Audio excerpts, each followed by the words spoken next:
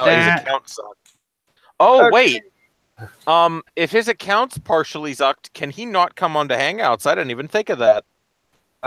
As far as like, as far as because I've never. Well, then again, I mean, the only time I ever got any restrictions on Gmail or whatever, they just nuked my other account.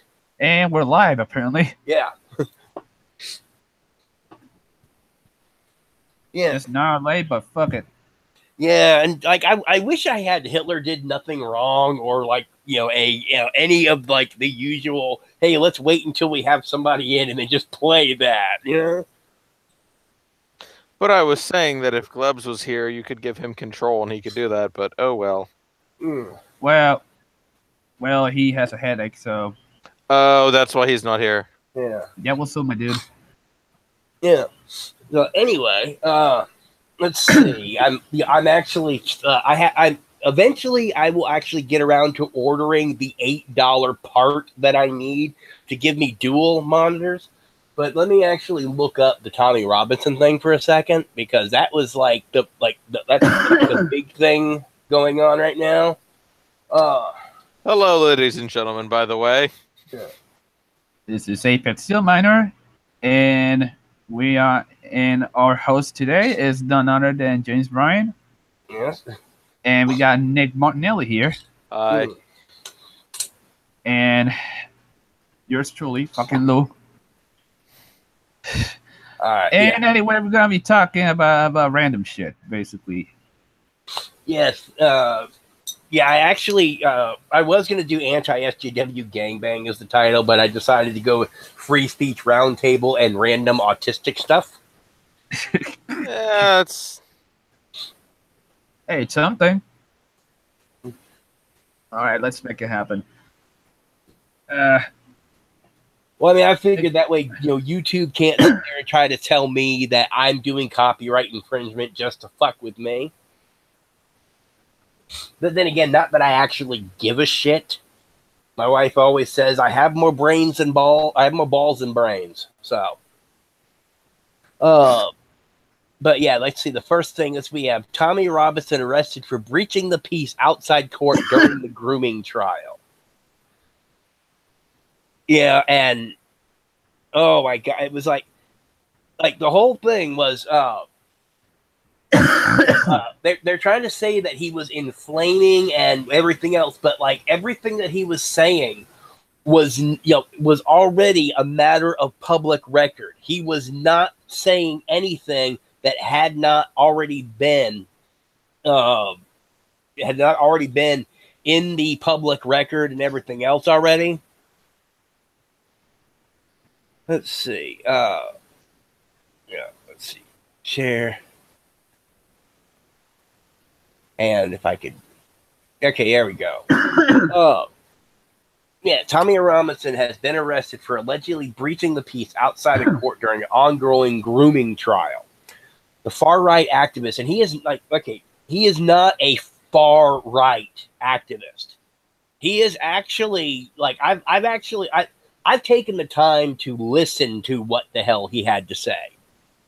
Like, I actually posted on Facebook, there's a 1-hour speech that he actually talks about why it is he does this and everything. He has no problem with Muslims. His problem is with radical Islam. His problem is with Islamification. Is where he has the issue. He's actually fairly left wing on several things, to be honest. But it showed him the far right activist showed men entering the Leeds court in a live stream on Facebook where he claimed to be reporting on the case. Here, I've seen a couple of times that's going on. Basically, they go down, they live stream, so that way people actually see who these are, because the government over there they are giving so much anonymity, to people who are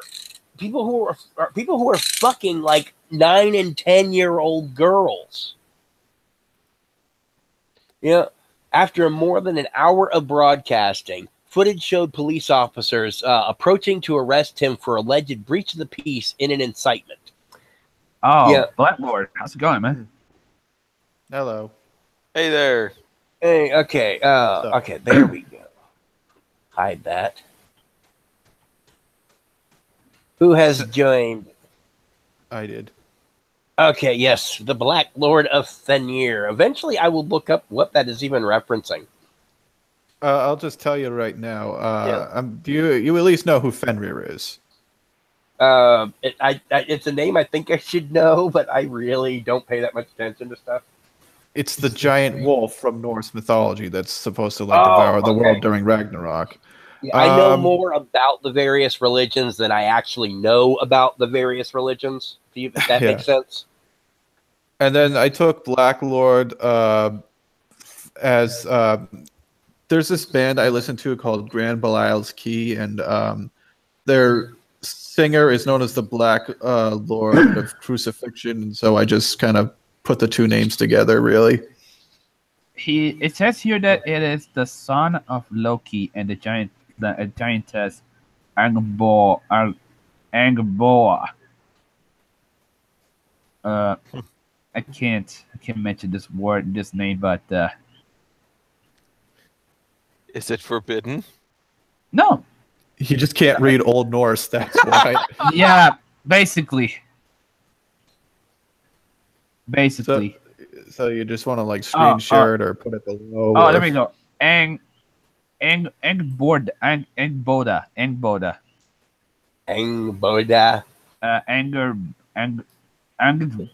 Angerboda.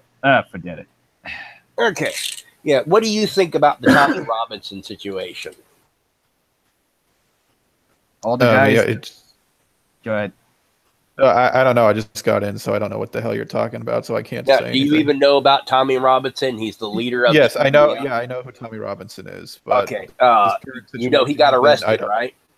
No, I didn't know he got arrested. Oh yeah. Not only has he gotten arrested, he has actually already been sent to prison, not just jail pending trial. He has actually been sentenced and shipped within hours of his arrest. And that's without a trial. Oh, yeah, apparently he was already on probation or something anyway, but this is supposed to be a new charge. And so they went and actually arrested they arrested and sentenced him within hours on this new charge. And what he did a preliminary thing? Or? Yeah. Well, basically, it's already known. He has a YouTube presence and everything else. He has established himself as a journalist, as a reporter.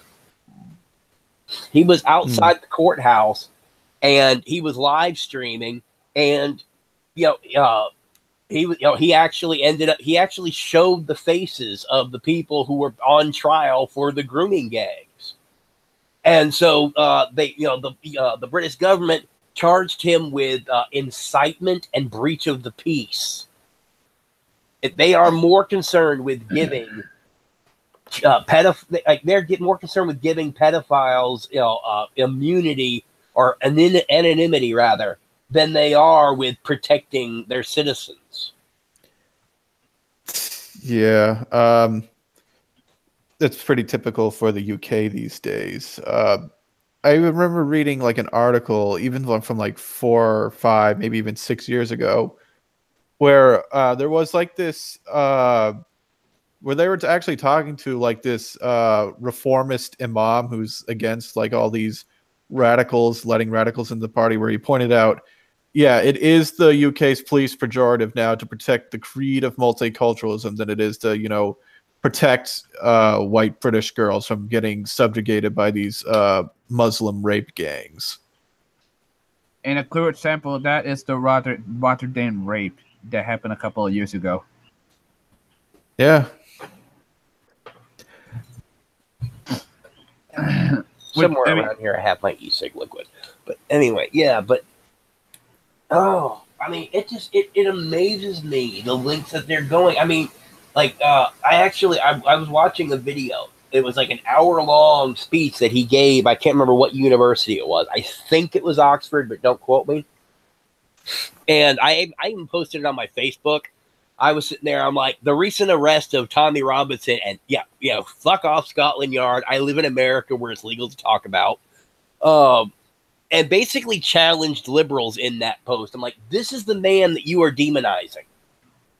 I dare you to listen to what he has to say.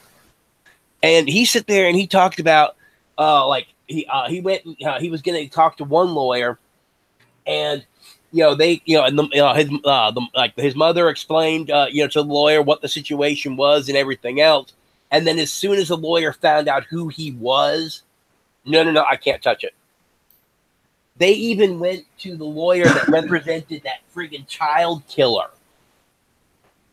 The one who actually who tried to say that a child killer should not go to jail.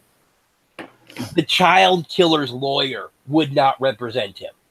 Jesus. Fuck. Yeah, I actually ended up getting kicked out of, I think it was one of the anti-SJW groups, whichever, thing, because I pointed out how typically British, the thing was, and several people who were like, well, you shouldn't talk bad about our country, who were the same people who would sit there and talk about typical Americans. Is it the one where that's Euro trash for you. Yeah, I actually got kicked out of the group for saying how typically British the crap was. Yeah, it's pretty funny. Yeah, some of these people will come over here and you'll be like, "Oh my God, your gun laws are insane," and then you look over in UK and the other parts of Europe where they have these truck attacks, these bombings, and in fucking Sweden they have like at least one hand grenade attack per week. I'm like, I'm sorry, compared to all that shit you got going on, I'm glad we only have like, what is, if we're a true definition of a mass shooting, probably like one or two of those a year at the most. Yeah. Which actually, I do want to talk about the school shootings that have been going on as well after this. But I mean, the UK is, I also noticed that before Brexit, it wasn't so bad. It wasn't as bad as it is now. As soon as Brexit really became a thing, that's when it went into high gear. Did. I mean, did you see one of Aidan Paladin's recent videos where they talked about the BBC now trying to push this multi-culty crap by literally redefining history through words? I know that I think it was Troy or something like that. They actually had black people in historically white, not just even fictional characters, but they actually had black actors playing historical figures that were known to be white. I know. In the Thor movies, one of the black guy who guards the entrance to Asgard is supposed to be white, and then I can almost excuse the MCU because even in the original comics, when Kirby started drawing that, the reason Thor's outfit is so weird as opposed to traditional Norse mythology is because he was working off the ancient alien thing. So I can kind of forgive that. Well, I don't give a shit that, the guy in Asgard in the movies is black. But no, what does annoy me is that the people the SJWs who don't care about that, suddenly, I think a year later, were complaining that the gods of Egypt had white guys playing gods. Yeah, even though weren't they ethnically Egyptian, though? Yes. They were. I remember that story. It was really funny. Egyptian gods, but because they weren't black, and it's last time I checked, Egyptians weren't black. Well, according to We Was Kangs and shit, the Afrocentrics they were. That reminds me of that video where a British guy was talking to one of the black guys from the black Israelites, and who was saying that, who was asking him, was what's his name? White was Benjamin Franklin. Was Benjamin Franklin White was Oscar Wilde White was William Shakespeare White, and he was saying like, yeah, undoubtedly black. Like the guy was saying that they were black. Yeah, we They was black and silversmiths. shit. Yeah, we was silversmiths. We was poets and shit. Nigga. Mm. Damn. Yeah, We you was can't even really silenced call and shit. you can't even really call Afrocentrism historical revisionism so much it is like mythology trying to be passed off as legit history. Yeah, I mean, really, when it comes, like, you sit there and you take a look at a lot of the stuff. A lot of the people, like, I mean, I know it's said a lot as a joke, but one of the things that leftists don't seem to want to face is you have people who, like, have admitted they do not know who their father is. The mother does not know which one of the however many guys was the father. But these people are saying they can trace their lineage all the way back to King Tut himself. And it's like, how? I know. What do you find particularly amusing about Afrocentrics in the United States is since they're all most of the diaspora of Africans here are, descended from West Africans, so they're like not even Egyptian or close to Egypt. So that would be like if a fucking recent like a Greek American trying to take pride in, I don't know, like fucking England, take pride for the English, or I don't even think the English take pride in England. No, they don't. Yeah. not Nope. anymore. It's the same with Sweden. The only people who are straight up patriotic about Sweden are Swedish Americans. Yeah, I think I remember there was a couple streams back where I mentioned that, where back in my junior year of high school, like 7 or 8 years ago, we had to pick like a country and report on if it had high or low nationalism, and I knew a couple of Swedish Americans, and they were all Swedish. That in that, no, I was dead wrong, and I only learned this after I did the report, where I initially said, yeah, Sweden has pretty high levels of nationalism. They don't. They have high levels of quirkiness. Yeah, no, see, the thing is that, like, I looked at the Afrocentrism and everything else. And, like, I mean, I've looked through all the jokes, oh, yeah, you don't know who your dad is, whatever else, all that crap. But underneath all of that, the serious thing that nobody wants to look at and admit to is the reason why it's the We Was Kangs and all of the other, obviously fantasy bullshit, is because take a look at the family structure. Before the 1950s, 1960s, when the welfare state got started, really, back when black families actually had, coherency, they had Sunday dinner. You had, like, this house was in the family for 3 or 4 generations, kind of thing. Mm-hmm. Mm-hmm. They had a sense of connectedness. They felt connected to where they came from, or the metaphorical where they came from. It may be that they were able to trace as far back to the plantation in North Carolina, but they had a sense of continuity.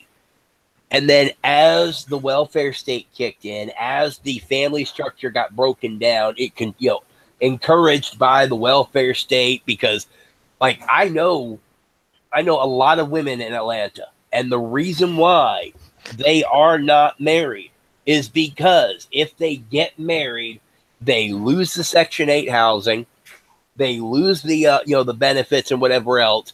They can probably get a lot of that back, but they would have to reapply, for it. But it's once they get married, all of that goes away.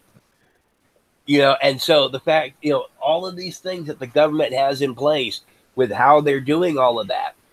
And so lacking that core connectivity that they used to have, that void has had to be filled with this, we was hang, so that way they can feel something better. They can feel like they were more than.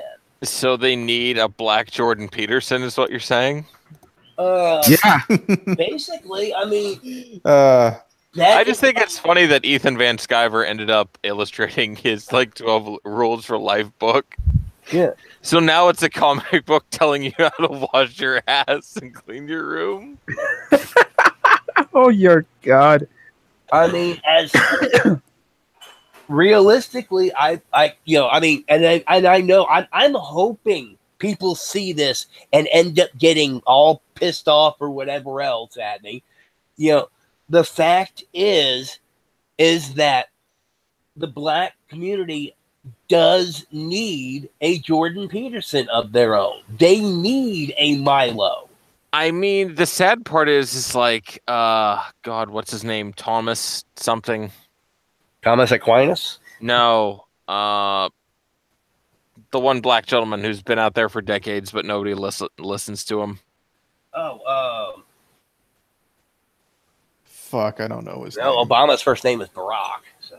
I was about to say, well, even filling that void, that's why I'm not even opposed to people like Louis Farrakhan, because at least he provides a voice of, I don't know. Yeah, no, Farrakhan is, oh, wow. He whack, yo. Yeah, no, do you know what is less damaging to the black community than Louis Farrakhan? AIDS. Al Sharpton. No, wait, he is pretty damaging. Malcolm X. AIDS. I shit you not. A job application. People can sit there and get pissed off all they want to. I think it would cause less damage to the black community to nuke South Central LA than to have Al Sharpton or Louis Farrakhan in any sort of authority position. Nuke. Wait, their entire mode of operation is nothing but white people are evil and hate the black man. And it's like, they are not trying to get reconciliation. They are not trying to heal. They need for there to be that conflict. They need for the hatred, the anger, everything else to be there, so that way they can go in, and because a black lady didn't get the last parking spot, see, it's another example of how the white man deliberately plans not enough parking. Well, that was part of the thing Kanye West was trying to speak out about. How that mindset really hurts black people more than it helps, but then he obviously got a whole bunch of shit for it. Yeah, the perpetual victim complex. Yeah, I mean, they need that victimhood. They need that thing. That's the thing. That's the reason why you notice the social justice warriors. The difference between and I count, even though, well, actually, yeah, social justice warriors are either way. I mean, Al Sharpton hates white people, so social justice warriors hate white people. So make it simple. Well, the thing is, even more so than some of these black types is that white leftists need black people to think like that, so people can think, oh, we're your friends, we're gonna make things better for you if you support us. And then people like Malcolm X kind of saw through what they were doing and tried to warn people about it. Yeah. trying to point out to black people that white liberals are not your friends. Yeah, I mean, you sit there like, okay, like I know a bunch of black people. I live in Atlanta, or lived in Atlanta until I moved out here anyway. Like, do you guys know black people at all? Like, do you encounter them on a regular basis and actually work, interact yes. with them on a personal basis? Yes. Close enough. I'm half black because Puerto Rican. Yeah. Now, how many of the black people that you know do not know how to get an ID card? Do you know any black person that does not have a state issued identification card? Not to my knowledge, no. I wouldn't know either way. The black people I know are actually hardworking. Yeah. See, that's the thing. They want to try to say that voter ID laws are racist because black people can't get IDs. I'm like, so you're saying black people are stupid? You were saying black people don't know how to get IDs. It's like Forrest Gump knew how to get a fucking ID card. And the dude was fucking retarded. Yeah. Are you saying So that? say, don't most states hold them out for free?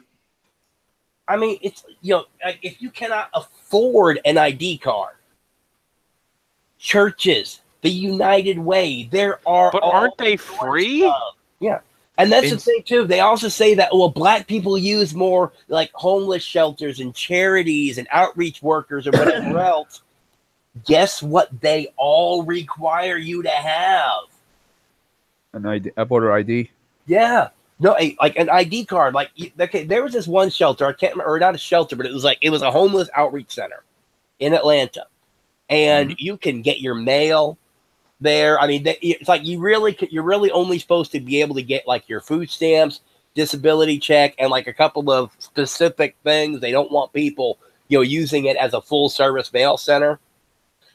But you have to have an ID card and a social security number. What I found, your actual card to sign up for these services.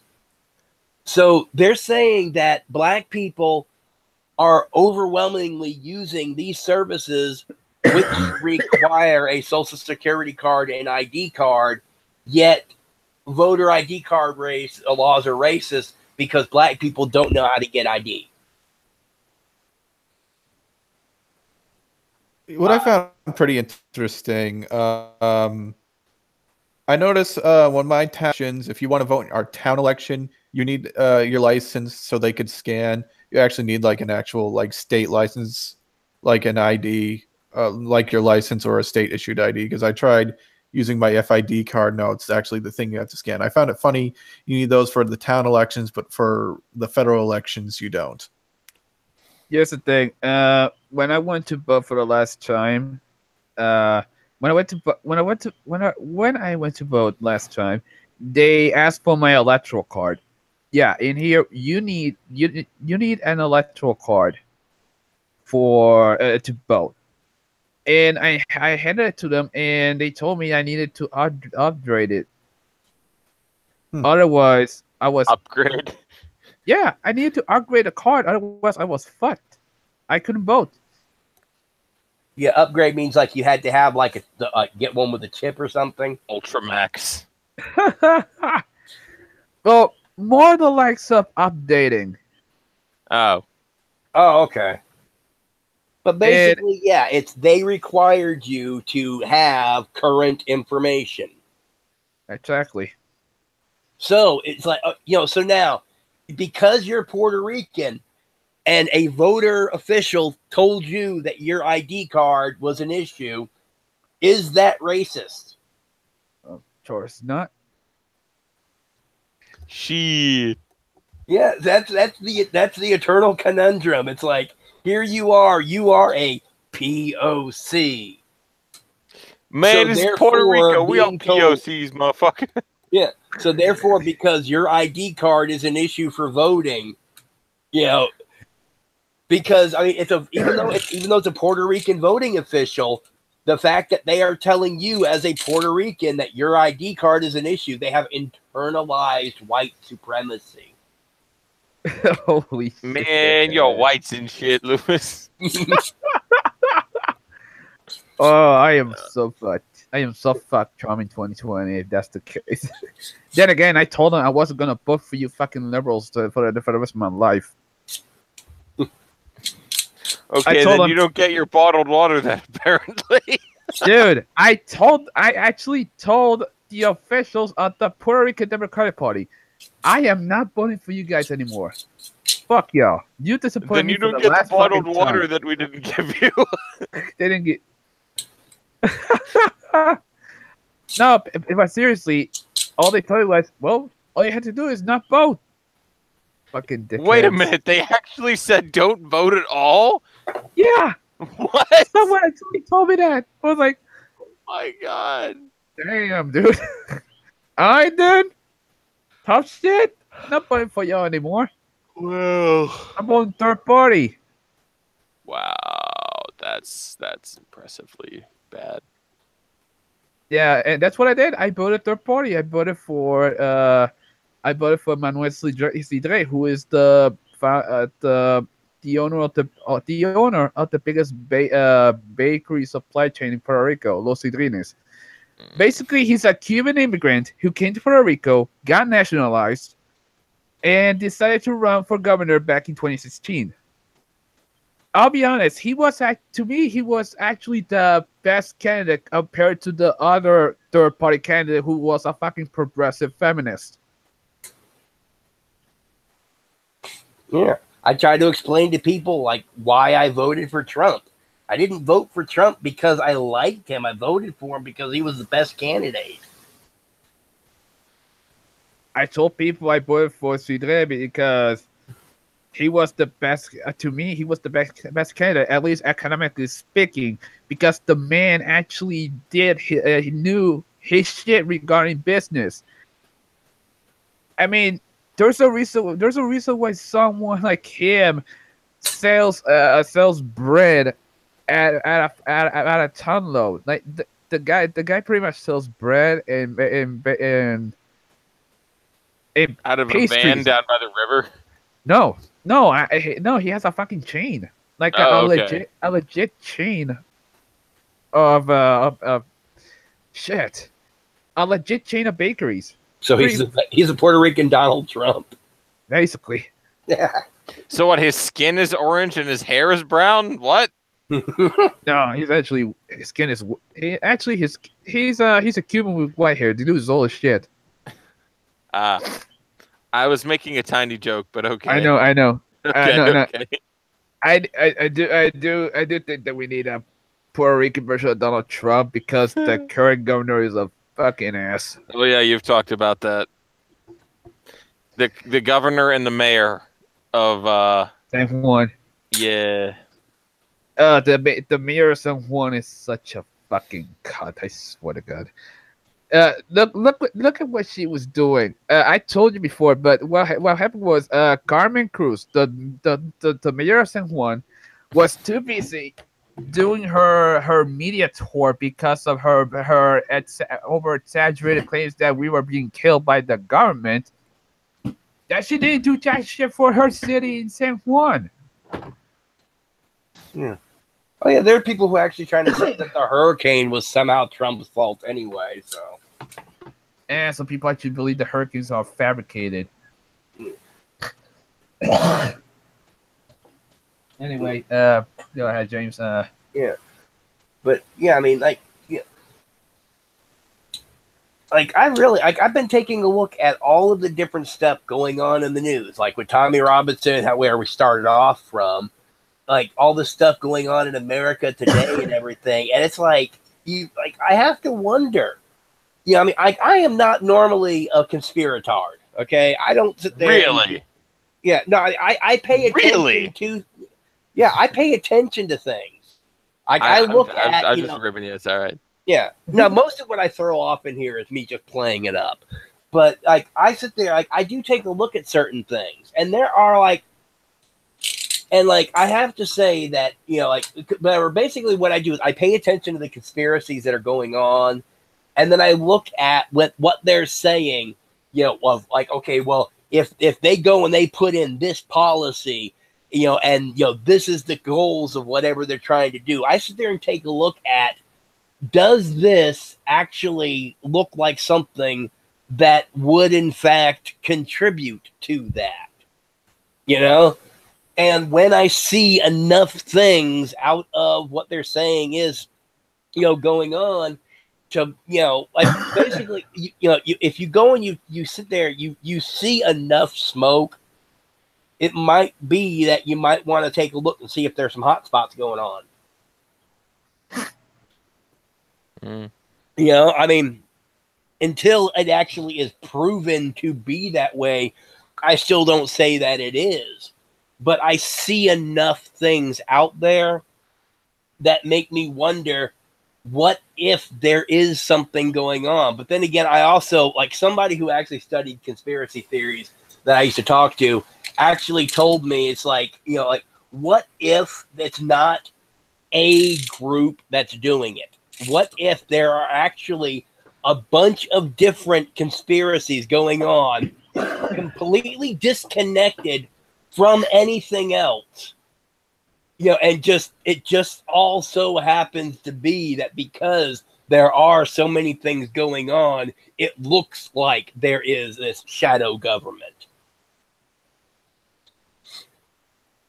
But anyway, I mean, like, but like then again, you take a look at, they say that, you know, they're trying to control the world and whatever else and all, but you take a look over it in the UK, the freedom of speech, you know, issues that are going on right now.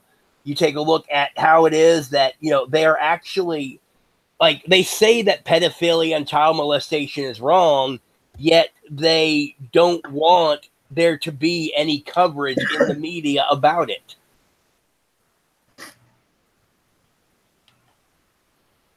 You know, I mean, how are we supposed to be able to actually, you know, get anything done?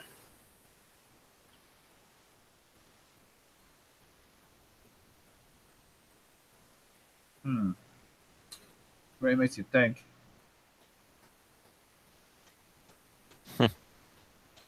I know this. I know that this sounding awkward, but I don't think I don't think all of us know what's going.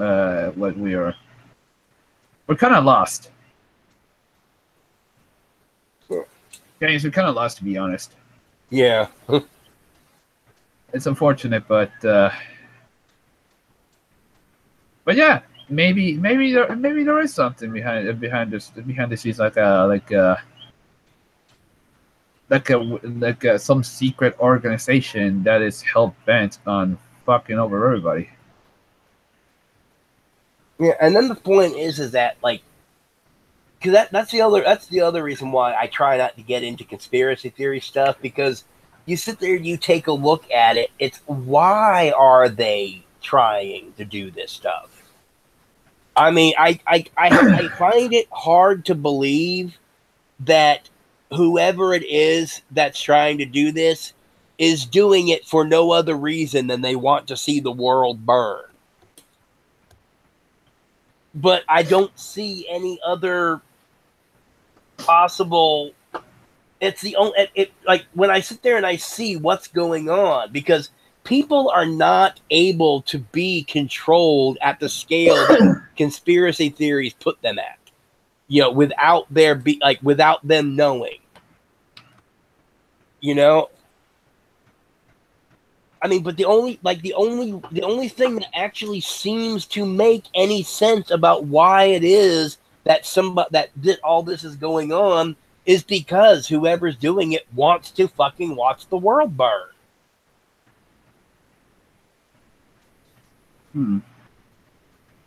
Well, I do know that one of the people who is a clear example of this is George Soros. Oh God! Which one? George Soros. Oh yeah, and that's the thing. It's like George Soros has said things that I mean, like, Cartoon villain tier, I know.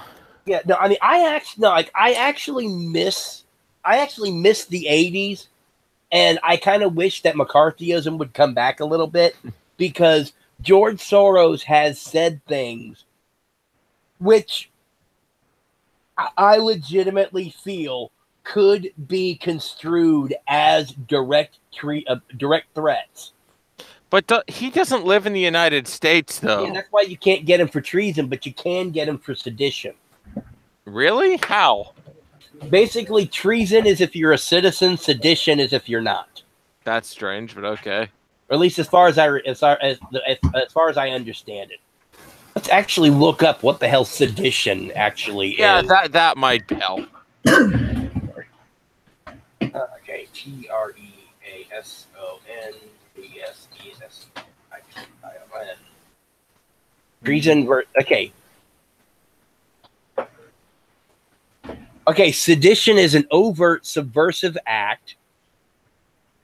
An overt subversive act, which leads to incitement against status quo or authority or order. It is a challenge to the establishment. Okay, hold on a second. We'll be white, black.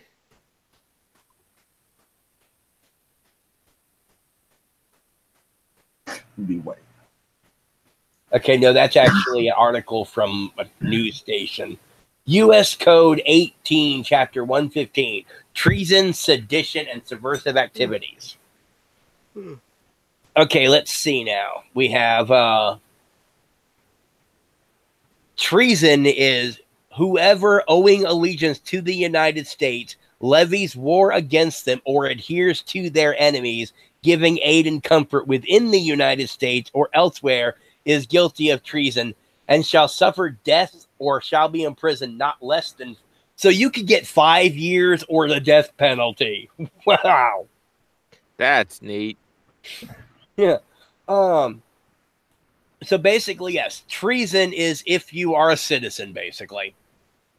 Misprison of treason, whoever owing allegiance to the United States and having knowledge of the commission of treason against them conceals and does not, as soon as may be, disclose the name. So, yeah, basically not telling about it.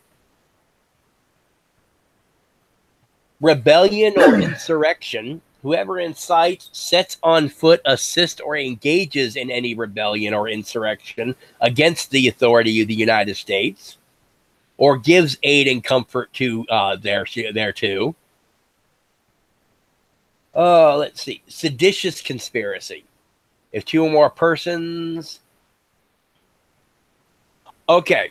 If two or more persons in any state or territory or in any place subject to the jurisdiction of the United States conspire to overthrow, put down, or destroy by force the government of the United States, or to levy war against them, or to oppose by force the authority thereof, or by force to prevent, hinder, or delay the execution of any law of the United States, or by force or seize, or by force to seize, take, or possess any property of the United States contrary to the authority thereof. Okay, so basically sedition is you are trying to take over the world. Treason is you're trying to help somebody else. So yeah, George Soros would then be could be considered guilty of sedition. And one mystery solved. Yay. I mean, but there are things that he has said, like actually saying that, oh, but don't worry, Trump's presidency will be over sooner than you know it. That is a statement that because of his position in society, the fact that he is known to be involved with political activist groups, the fact that he has been found funding protest groups, the fact that he has connection to people who could distribute military hardware and so forth, that is a statement that in and of itself shows that he shows just cause for a seditious investigation. I have returned. Welcome, Black. Thanks. Yeah. What did I miss? We were still talking more about Kangs while I was preparing my dinner. No, we figured out that George Soros can and should be charged with sedition. Oh yeah. Reason. Well, he should be brought to like international courts for breaking the economies of so many countries. No, it's well, I mean, he should be tried in The Hague as well, but he needs to be tried in America, as a separate case, because I don't have faith in the world court to actually prosecute him. And the fact is he has actually been directly tied. They've actually found paper trails of riots funded by him. Like, they haven't even tried to hide that. One of the more amateurish shit. Most of these colored revolutions you see happening in other countries, and particularly in former like Eastern or Soviet bloc areas, were like tied to him. Like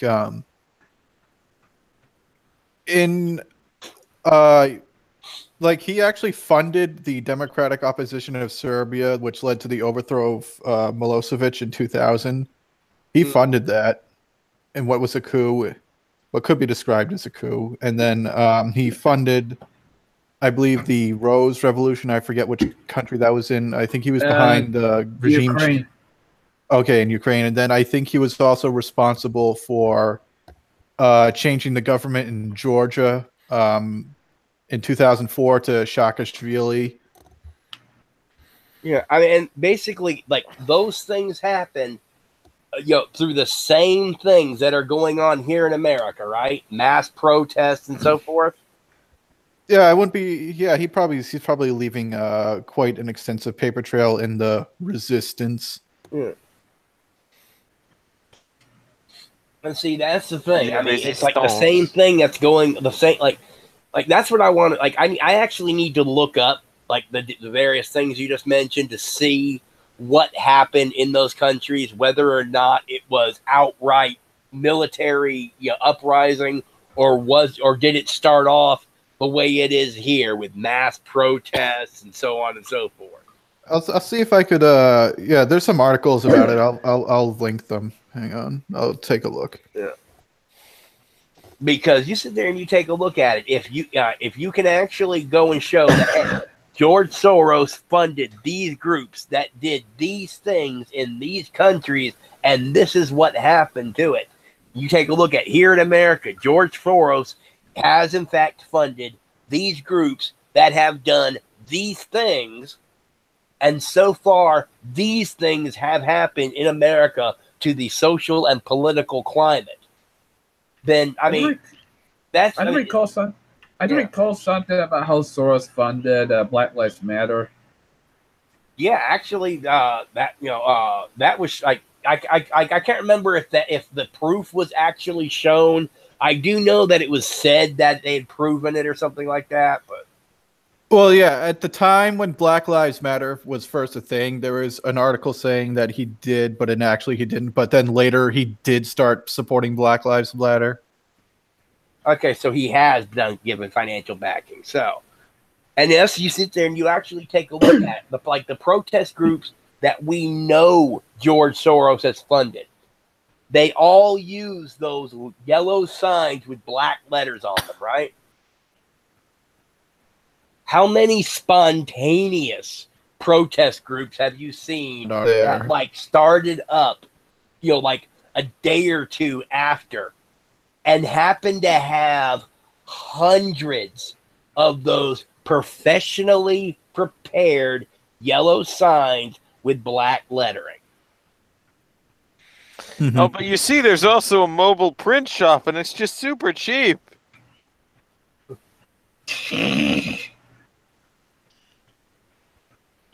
Like mobile print shops. Yeah. Believe me, I've worked in print shops and stuff. It's a that joke. actually I've actually worked in sign printing shops on temp gigs. It's a joke. I'm Yeah. kidding. You know. Clearly. I know, dude. Oh no, I know what you were saying. I'm saying, but I've actually worked printing signs like that size and whatever else. The number of signs that they show up with in the average industrial brick and mortar shop that can do a lot at a time, it would still take a week or so to do that many signs. No, so your point is that they were all printed out way beforehand. They would have had to have been. You can't sit there and have people with nearly 1,000 signs printed off the day after a shooting. Yeah.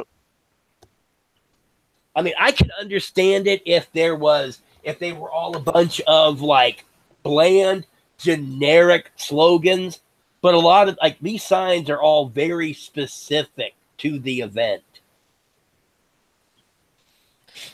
As if it was planned. Yes. All according to Kikaku, my dude. All according to Brad. Tinfoil hat.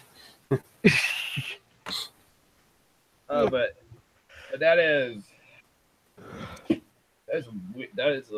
some deep shit regarding. I would actually I'm actually thinking about getting back into doing like my own weekly stream again. And one of the things I actually want to do is start actually dissecting, basically taking a look at it and stating what the conspiracy theorists say about the thing. And I'm not talking about going all Alex Jones, although I do have proof that the frogs in the water and the chemicals are so bad, even Skittles are now premature. This is a Skittle. The chemicals are making the Skittles come out premature. Oh, shit. The fuck? Yeah, that's actually a Skittle. It was Jeez. Ew. That is nothing more than genetically modified Skittles. Organic Skittles come from Jurassic shit. To get the Skittle tree. I mean, have you guys seen those fucking ads? Which ads? The Skittles ads. Oh, like the one where it's Taste like the a disease. rainbow. Taste the rainbow shit. Motherfucker. Yeah. I've got Skittles pox. Is it contagious? I don't think so. Yeah, I've seen those. But yeah. Oh God, I missed back when commercials were actually were all across the board were fun. Mm-hmm. I mean, so a lot of these commercials are just weird these days. Like the new Old Spice commercials. And they're not even good kind of weird, like the Japanese ads. No, they're just like what the hell did I just watch? And I was going to say, God, what's the black guy's name? Bob The Old Sapp? Spice guy? Yeah. Didn't Which they one? replace him or something weird? Like his commercials always had like that weird like. I know that like they had the skinny guy and they had Terry Crews. Terry Crews, that was it. But didn't they replace Terry Crews with like some fat white guy now? It's weird. I don't know. Like they did something strange and like Terry hasn't done it or like he stopped doing it and then came back. It's weird. It's the Mandela effect. The funniest commercial that's recent, and it's not even recent, it's from 5 years ago, was the friggin' Foot Locker commercial with James Curry and James Harden. Steve Curry, or whatever his fucking name was. Stephen Curry. Yeah, Stephen Curry and James Harden. I don't even watch basketball, and yet I know this shit. Maybe it's the fact that where I live, basketball is like the second number one pastime. What's the first? Besides baseball, I was going to say it would have to be baseball in Puerto Rico. I'm sorry. No. Shooting each other. That's the #1 pastime. It's on the news. Oh God. Isn't shuffleboard actually like a big thing in Puerto Rico? Shuffleboard? Or is that Cuba? That's probably Cuba. That's probably Cuba. I'd have no idea. Because they were so poor for the longest time, it's impossible for them to afford guns. Yeah, I only went to Puerto That's Rico terrible. one time for 6 hours, and that's only because we needed to stop at the airport in San Juan before going to St. Croix.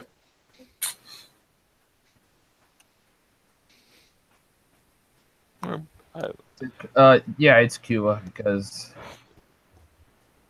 They don't got money for guns, man. I guess it's the Castro's favorite thing to do. Aside from I just know that in one of it was in one of the things like shuffleboard is like a major thing. I've never actually played. I've been meaning to.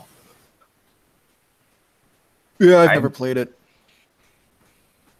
I never even heard of shuffleboard until now. Not even kidding. You've never even heard of shuffleboard? No, dude.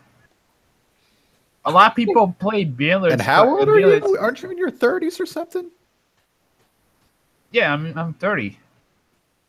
Jesus Christ. I think I've heard of shuffleboard when I was like 5. Shuffleboard? I've done shuffleboard. I'm not that old. I've never played it. Yeah. Well, neither have I. I've heard about it, but I've never played it. I don't know how it's played, but I've heard of it. I know it's a thing. It's like piss easy. Like, you could look at it and figure it out. Yeah, you have a stick with a little U-shaped thing on it, and you push a disc to the other end and get it into a scoring zone. Yeah, it's literally the same concept as curling, but less retarded. For some reason, I always relate shuffleboard to croquet for some reason. I mean, here's the thing. What's really big here is dominoes. Oh, yeah. Dominoes are great. I mean, not just because of the game, it's because of the shit talking involved in dominoes. Oh, that's why people are... Yeah. Yeah, shit talking is the Puerto Rican national sport. You got it. That's pretty fucking accurate.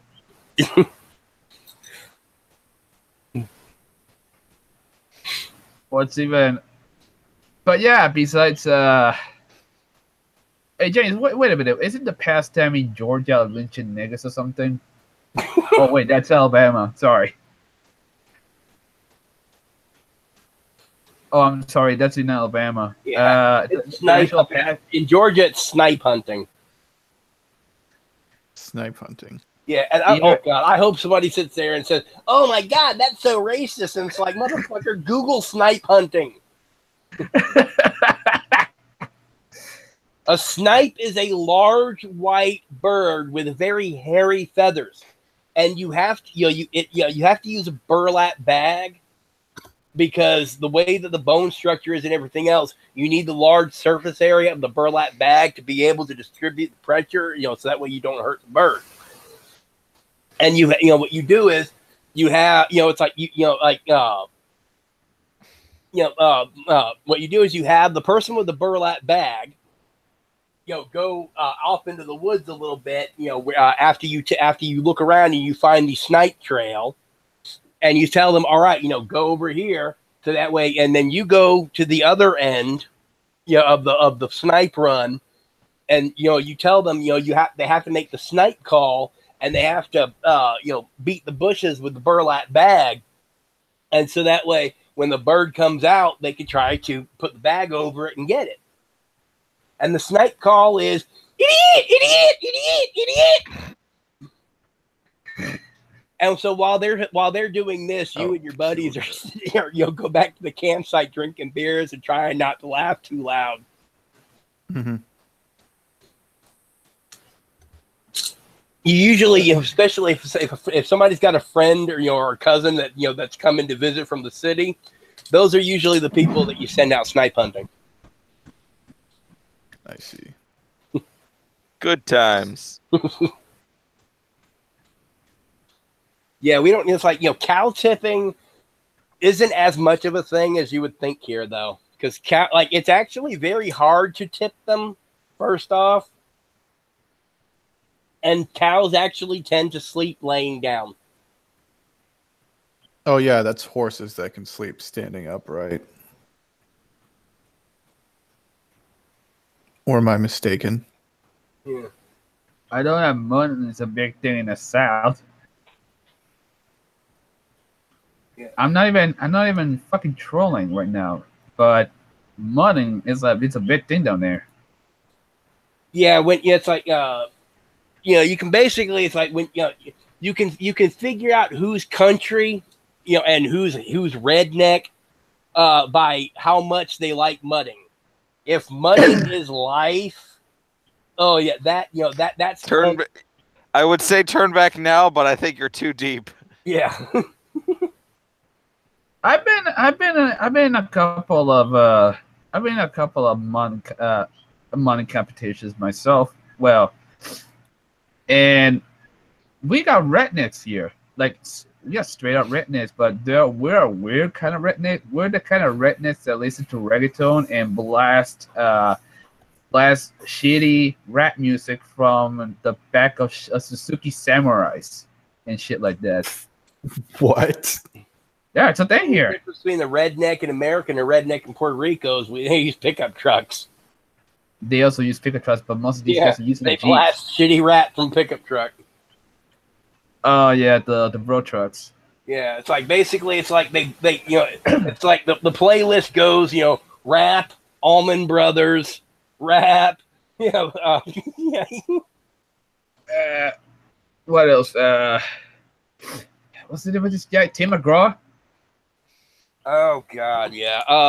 Actually, Tim McGraw is pretty. Yeah, I've actually talked to people who've met him. He's pretty cool. Now, God, one country star that is no holds barred, the worst asshole in the state of fucking Georgia is Travis fucking Tritt. Travis Tritt, kind of. Oh yeah, him and my mom do not like each other. He knows your mom? Oh, he called my mom a bitch one year. Holy shit! Oh yeah, no, it was like like he actually moved. He actually bought property and moved in there was like okay, there was my mom's house, the neighbor, and then somebody at the corner, and then across the side street, because it was like you had the main street my mom lived on, then you had the next two houses and a street that went off of the main street, and then on the other side of that, so basically 3 doors down, except that his house is like way the fuck back on that patch of property.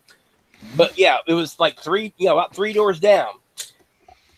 He sits there and he moves into the neighborhood after my mom's already been there for a while and decides he wants to try to put in an electric fence. My mother actually got up in his face and said, "Fuck no."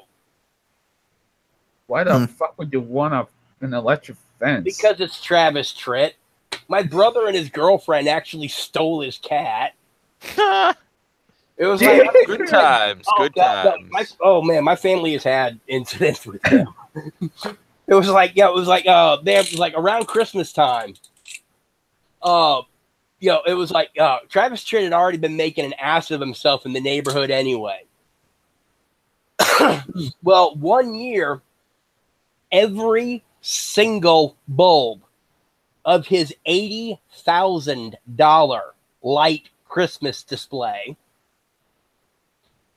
got smashed, and all of his security cameras, the only thing he got on camera was my brother and a friend of his walking on the other side of the street, not even paying attention. And so Travis calls the cops on my brother. The cops view the tape, tell Travis to kiss their ass. And so not long afterwards, my brother and his girlfriend were walking along. They saw one of Travis Tritt's cats, like, walking along the inside of his fence. They reached over, grabbed the cat, and got it hooked on pot. Holy fuck. Yeah. Oh, and then like my mom was actually working at Kmart, one year, and she was, like she was about as close to a manager as you can get without actually being a manager and having any of the authority, but all of the responsibilities. And she was sitting there. She was on one register, and there was a couple of couple registers down. Travis Tritt comes through Kmart, acting all Billy Badass, like he's, like, oh yeah, look at me, I'm a country star and whatever else. I'm like, nobody gives a shit. Jeff Foxworthy's parents live about a half mile down the road, and they like them better. Wait, the Jeff Foxworthy, the comedian. Yeah, Jeff Foxworthy's parents actually lived not about a mile and a half or so down the house, down from my mom's house. Oh God, you really, everyone really does know everyone down in Georgia, don't they? Yeah. There's a couple of people. It's like I actually friggin' the girl that played Hit Girl actually came from my town. Huh. Like her dad, I think her dad still has a dentist office or something here. I've seen a couple of the guys. Zoe, whatever, something. Yeah, Chloe. Yeah, Chloe Grace Moritz. That's it. Yeah, but yeah, she actually came from here. Huh. But yeah, no, but it was like Travis Tritt and Kmart acting all Billy Badass.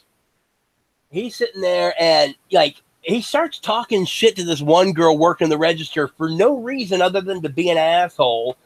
She ends up, like the floor manager tells her, hey, go take a break, whatever else, and gets her into the break room before she starts crying. And Travis decides to go bebopping around the store for a little bit, and then he wants to come through my mom's register and trying to cash a check and doesn't have his ID card on him. And he's sitting there like, don't you know who I am? And she's like, I know exactly who the hell you are. I don't give a damn. The fact is that state law says we can, and our policy says we do require identification card to cash a check. So you got two choices, bucko. You can either pay cash or you can come back with your ID card and we can finish this. He calls her a bitch and storms out. And that's when the Christmas light thing happened not long after that. Oh my lord. Seriously, y'all tripping. This is some insane shit, dude. I'm sure you can I can actually I don't know who still lives there, but you could actually go down into the neighborhood or whatever, find anybody who actually still lived there back before my mom moved out, and they'll tell you that my mom and Travis Tritt did not get along. Oh, so, but yeah, I heard that. So, Jeff Foxworthy, huh? I mean, you guys actually live not too far from Jeff Foxworthy. I mean, well, from his parents. His parents, sorry. Yeah. Haven't seen the blue collar comedy series on Comedy Central back in the day. You're right. I was more about Ron White and Bill Lambo kind of guy. Oh yeah.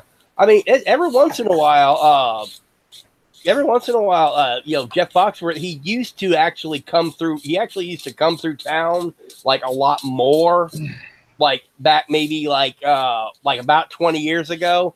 Back when it was still when Paulding County was still small town. But I mean, in the past 20 years, it's gotten built up to the point where it's actually got a meth problem now. Is there an issue with gentrification down there? Not really. I mean, it's basically Paulding County is trying to grow too big, too fast. And it's because they're trying. It's rather than just be near Atlanta, they're trying to be an Atlanta suburb, and it's just not working. I see. Like gentrification instead of full gentrification. Yeah, kind of. That's weird. Well, you know, it's like Cobb County. Cobb County tries to be a bedroom community.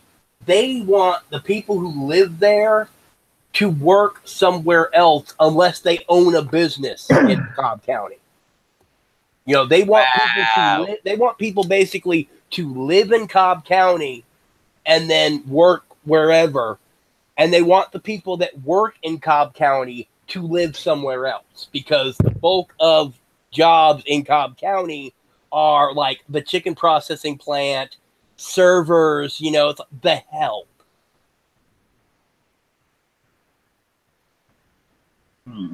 And basically, Cobb County wants to be a bedroom community. They want to be where people that work there live somewhere else, and people that live there work somewhere else.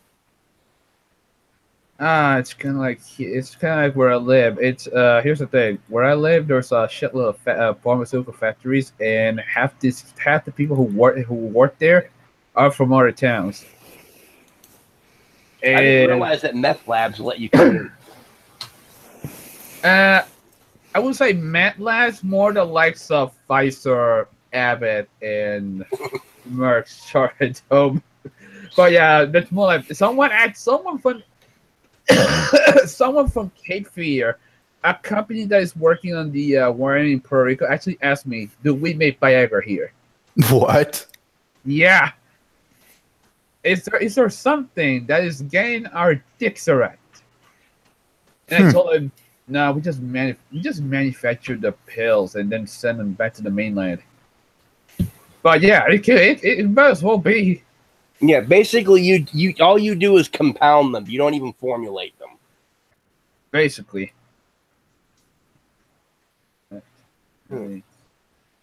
Lots of manufacturing in Puerto Rico. Well, let's see. For the most part, they're currently moving half the factories to the Dominican Republic. Oh shit! Because the labor is apparently cheaper down there. Of course it is. It'd be even cheaper if they moved to Haiti. I don't know. Haiti, those guys don't want to work. Let's be honest with ourselves. Haiti is the devil's asshole. Indeed, sir. It is the devil's asshole. Not only the devil's asshole, but Haiti is basically the dickhead of the shaft of the devil's dick. That's how bad it is, man. Does Haiti know the way? Oh, they do not know the way. They do not know the way, brother. Hillary knew the way.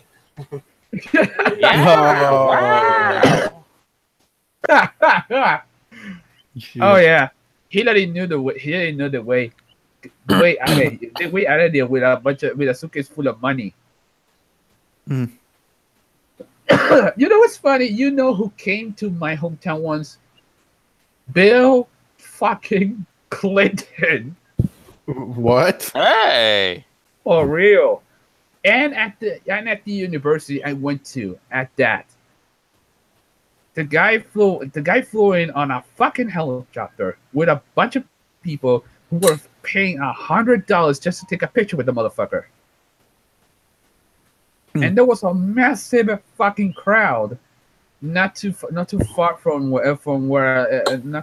there. In fact, I was actually one of the people who were checking out the shit that was going on that day, and it was unreal having one of the former presidents of the United States in the place where I would take graphic design. Yeah, and see, that's another example of how Puerto Rico gets fucked over. You couldn't even get a decent ex-president. We had to get the guy who slept with a bunch of women who slept with fat bitches. You got the welfare hand-me-down ex-president. Yeah. Well, considering this state is blue, as in this island, it's actually Democratic leaning. Like straight up, these guys will. I mean, if they were to give the statehood. They be getting another blue state. That's probably the reason why these guys from the blue party won statehood in the first place. Mhm. I mean, they're not even conservatives. They're basically half of them are Democrats. Mm. Well, I mean, basically, with what I know about Hispanic culture, a lot of them Brace tend to yourself. vote whatever party is the president when they become an American is generally who they go with. So if they were to become a state while Trump is president, there's actually a very good chance that Puerto Rico would become a red state. At least for that period of time. Yeah, but considering that we got SJWs in the East Coast, most of them here's the thing, mostly from the East Metro area, between San Juan, Rio Piedras, Alto Rey, Bayamon. No. Here's the thing. There is a university that is like ground zero for these people. It's called the University of Puerto Rico, Rio Piedras District. That place is where people get converted to Marxism, and it happened to a former friend of It's mine. a factory. Yeah, straight up, a former friend of mine. She went there for at least 2 years, and she came back an SGW. Shit. It's fucking ridiculous.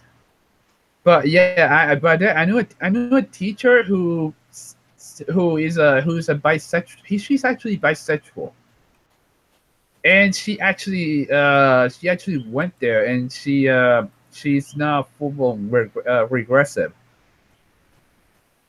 I mean, fucking hell, dude. I knew the teachers here. I knew the teachers here were basically more progressive leaning, but my God, this is ridiculous.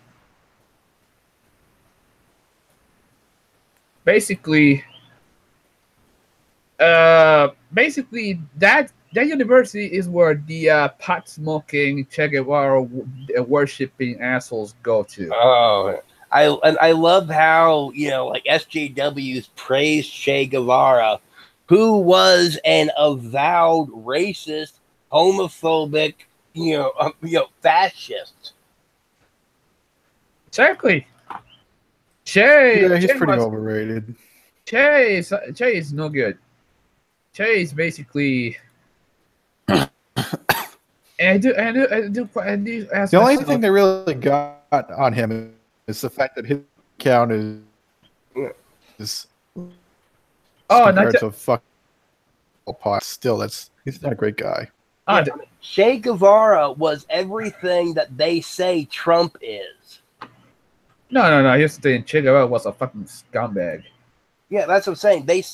Che Guevara, it was everything that they try to say Trump is.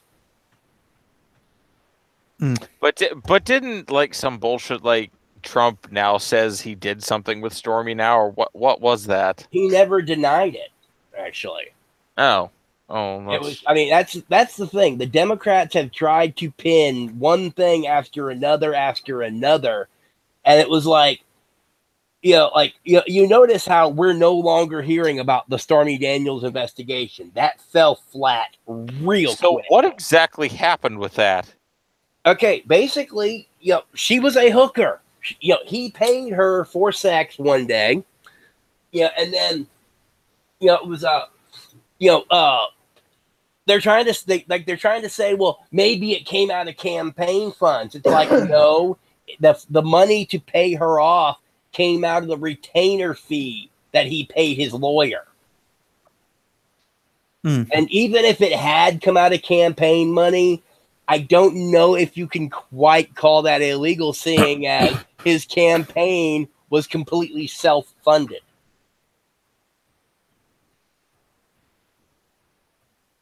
But either way, it was like basic. I mean, they went and actually looked and found out that yes, she was paid to keep her mouth shut because he was in the middle of presidential thing, and it was something that the Democrats were gonna try to make something just like they did, But the way she described it was really weird. Like the amount was like super low and said she feared for her life. Was she making that part up? Yeah, basically, it's like, to sit there and say that, oh yeah, you took this because you were in fear for your life and whatever else. Like, if that was the case, why would they even pay you to shut up if they could just intimidate you? Yeah, the fact that a payment was made in and of itself tells me she's full of shit on anything else. Because if they intimidated you to the point where you can, where you're going to take this low ass amount to stay silent, they can intimidate you to shut the fuck up for free. Yeah, it's basically hush money. I mean, she like you said, she was a hooker. Yeah, it is true. She was a prostitute. Was he married at the time, or? Yeah, he was married. Oh, whoops. Oh well. Doesn't matter. That's the thing. They keep trying to sit there and say, this, like impeachment, whatever. Bill Clinton. Bill Clinton was not impeached for having an affair. He was impeached for lying under oath about it under oath. Perjury is in fact a high crime or misdemeanor.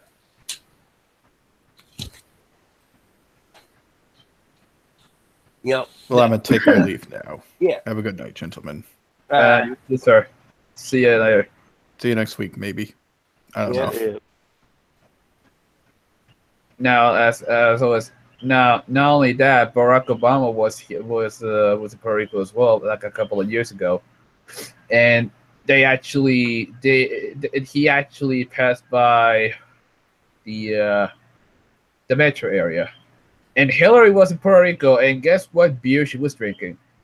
Presidente. Presidente. A Dominican beer called Presidente instead of Medalla, which is, I mean, what? Our beer isn't good enough, so you had to drink piss water from the Dominicans? Like she could have even been tone deaf and drinking like a Mexican beer or like Tecate or something. Like that would still be bad, but it's like it's not even a Hispanic beer. No, it ain't. Oh god, yeah. My favorite, like, beyond everything else, even beyond the just sheer what the fuck scope of the emails and Benghazi and whatever else, was when she said she always carries hot sauce in her purse. Why? Like, I don't care what else. Benghazi, the emails, whatever else, didn't help. But, oh my God, the hot sauce in her purse thing, that is what cost her the election. Oh my God, that was so dumb. Oh, yeah.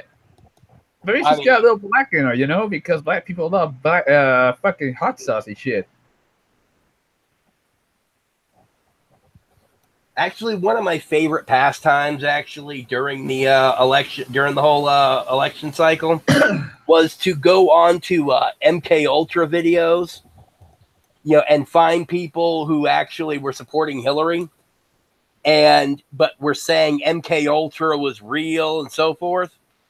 That I was like, you do realize that Hillary Clinton was named in Transformation of America, which Transformation of America is a book about a woman who claimed that she was a victim of the CIA sex slave mind control thing and was rescued and so forth. Actually named Hillary Clinton as one of the people who used her. God damn.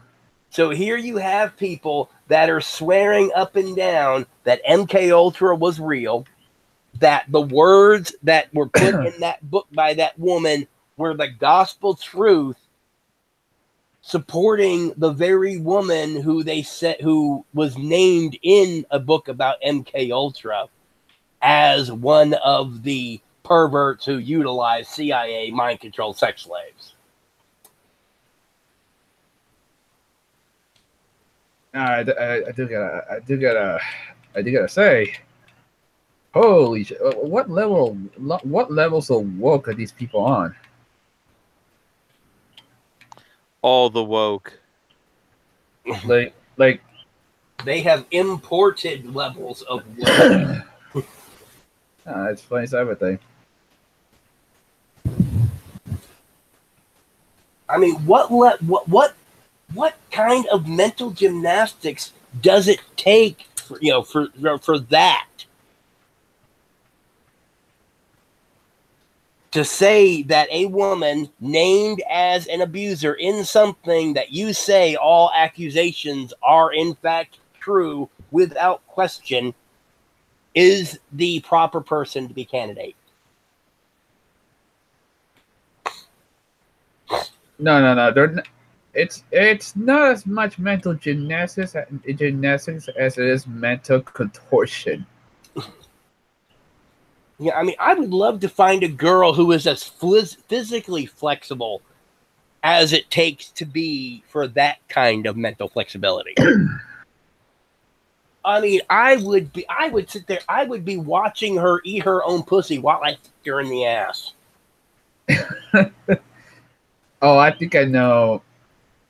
I think I know someone. Her name is Julia Gunther, but her stage name is Slata. She can actually she can actually sit on her own ass. Ah, I've seen contortionists do some stuff. Now, if you want to watch an interesting show, there's a bar up in Boston, strip joint. They have a girl there named Francine Felici, who comes out and starts dancing and pulls a string of beads out, puts it in the like finds a guy at the end of the stage, wedges the end bead into a guy's mouth, walks 15 feet up the stage, does a full revolution around the pole, walks back down the stage, squats out, and pops out the last of the beads. Damn. Like, that's impressive. And then I actually used to know a girl who was a stripper at the Claremont Lounge who used to do a beer can crush with her tits. Was she like? Did she have like tea-size tits or something like that? Like really huge tits? Oh God, yeah. I think she's famous, isn't she? Well, there's actually a few girls. This is a black girl. I mean, I know I do know someone who can crush who crushes a beer can and her tits are like oh my lord, they're like I forgot the measure, but I know it was somewhere between R. And she actually has a Guinness Book of Records title to her name. Let's see. Yeah, I can't remember what her stage name was, and I won't say her real name, but let's see. Her name is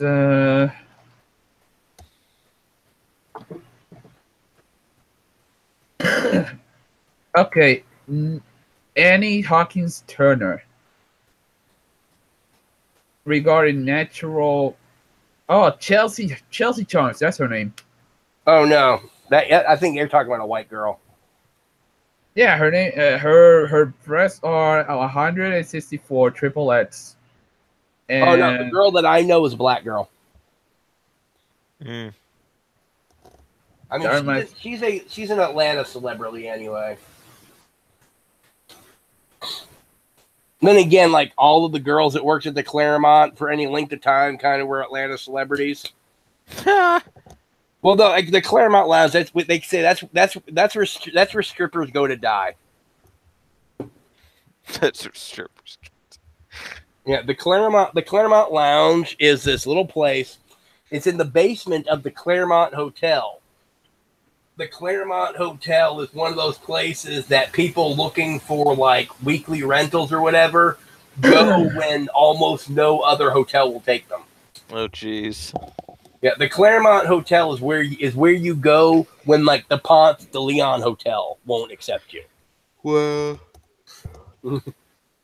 But they ended up closing that down. The Claremont Lounge is still there, but they were talking about turning the Claremont Hotel into like condos or some shit. oh, jeez.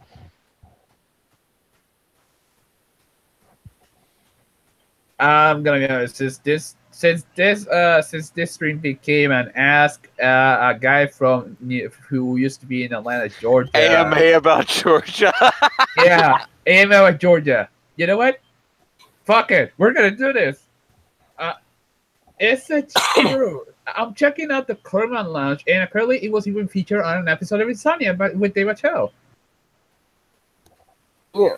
Oh yeah, and it's a fun place. It's like that, you know. It's a place where, like, you know, if you're ever in Atlanta, you have to go there. You know, it is like it's part of having been to Atlanta. Okay, it says here that in December 2009, the health department ordered the hotel to close for numerous health code violations, including dirty linen, old bedding, bedbug stains, mold growing on the walls, black water spilling from faucets, and broken toilet fixtures. Yeah, numerous health code violations was putting it mildly. Wikipedia, what do you expect? There must have been some real shit down there. Oh God, yes. Now, I do have to ask you: is Hazard County real? Hazard County. I don't even think that was. I'm not sure if that was actually in Georgia or not. I know that it is based on a real place, but I can't remember what. Let me actually. Because that's like one of those like really like ultra southern, you know, like bits of trivia. I mean, I know it isn't real, but you know, you gotta ask because I used to watch the Dukes of Hazzard and all. Okay, so it says here that this. Okay, yeah, they were actually. It was actually shot in Covington, Georgia. I was trying to remember that. Yeah, Covington and Conyers. Yeah. And artifacts of the show are in display in Virginia, Nashville, and Gatlinburg. Cooter's place in Luray is overseen by Van Cooter Jones from the series. The Gatlinburg location features a gift shop, Dukes of Hazzard theme, mini golf, and gold truck track. All right, you know what? I should get myself a charger for the Dukes of Hazzard with the if the price hasn't already escalated already. A Dukes of Hazzard's 1970 charger with the Confederate flag and the quad horn. Oh yeah. Okay, so it says here that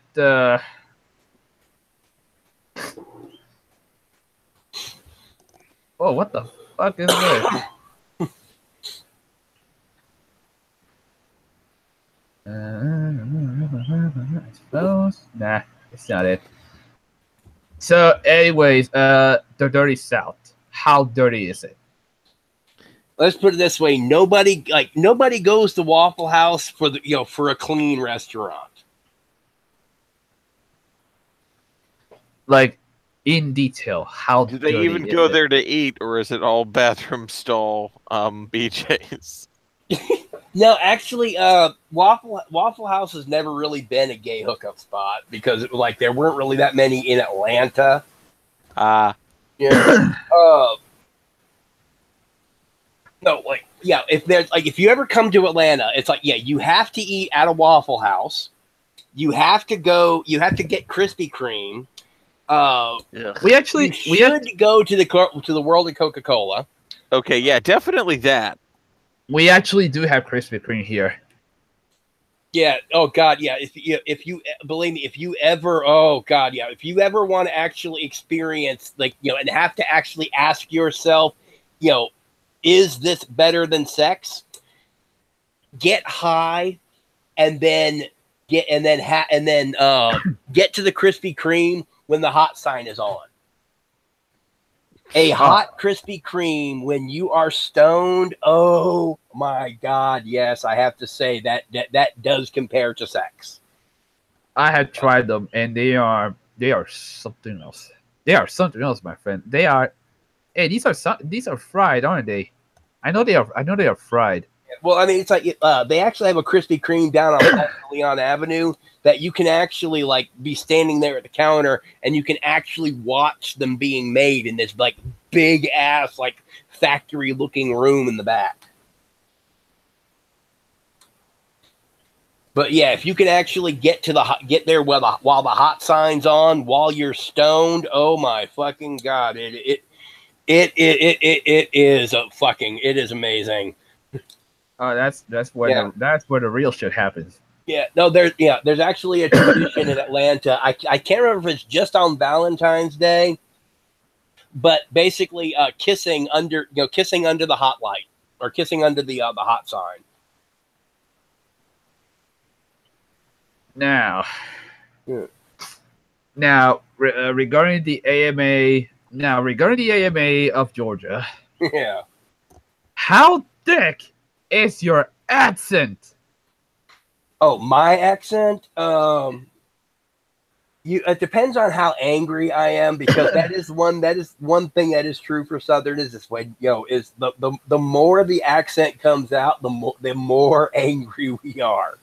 Nick, I used to have an accent that you could cut with a fucking Play-Doh knife.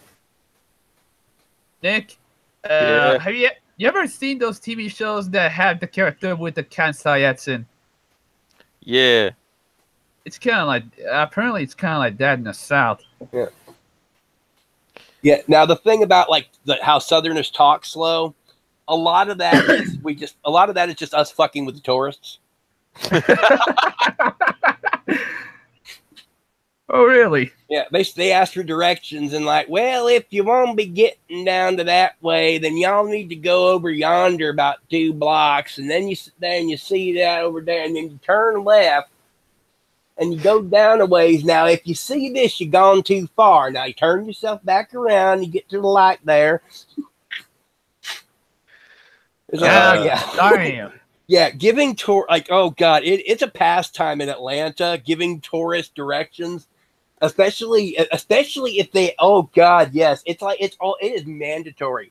If somebody asks you for directions for a place that you can see within like 3 or 4 doors behind them, it is mandatory that you continue having them go the way that they are, and then try to send them at least a 6-block radius, before they actually get there. So have them go into like a standby orbit and then get there. Yeah, no, I mean, it's Like they're a goddamn plane. Yeah, I have actually. I could tell they were from New York, which is why I did it to them, because like Hillary was still a senator. Yeah. But they actually were asking me how to get to the where the library at Georgia at Georgia State College was. Yeah. And like we are standing out in the courtyard. Oh God. And so they could probably see it. All that they had to do, because like I was standing here, it was on my right. All they had to do was turn their head to the left. Shit. That's beautiful. Yeah, I actually sent them downstairs next to the library, through the parking deck, out there, and then a full revolution around the block. You think they would have seen it at some point? No. Like, open your damn eyes. And down there, it there, not there, there, man.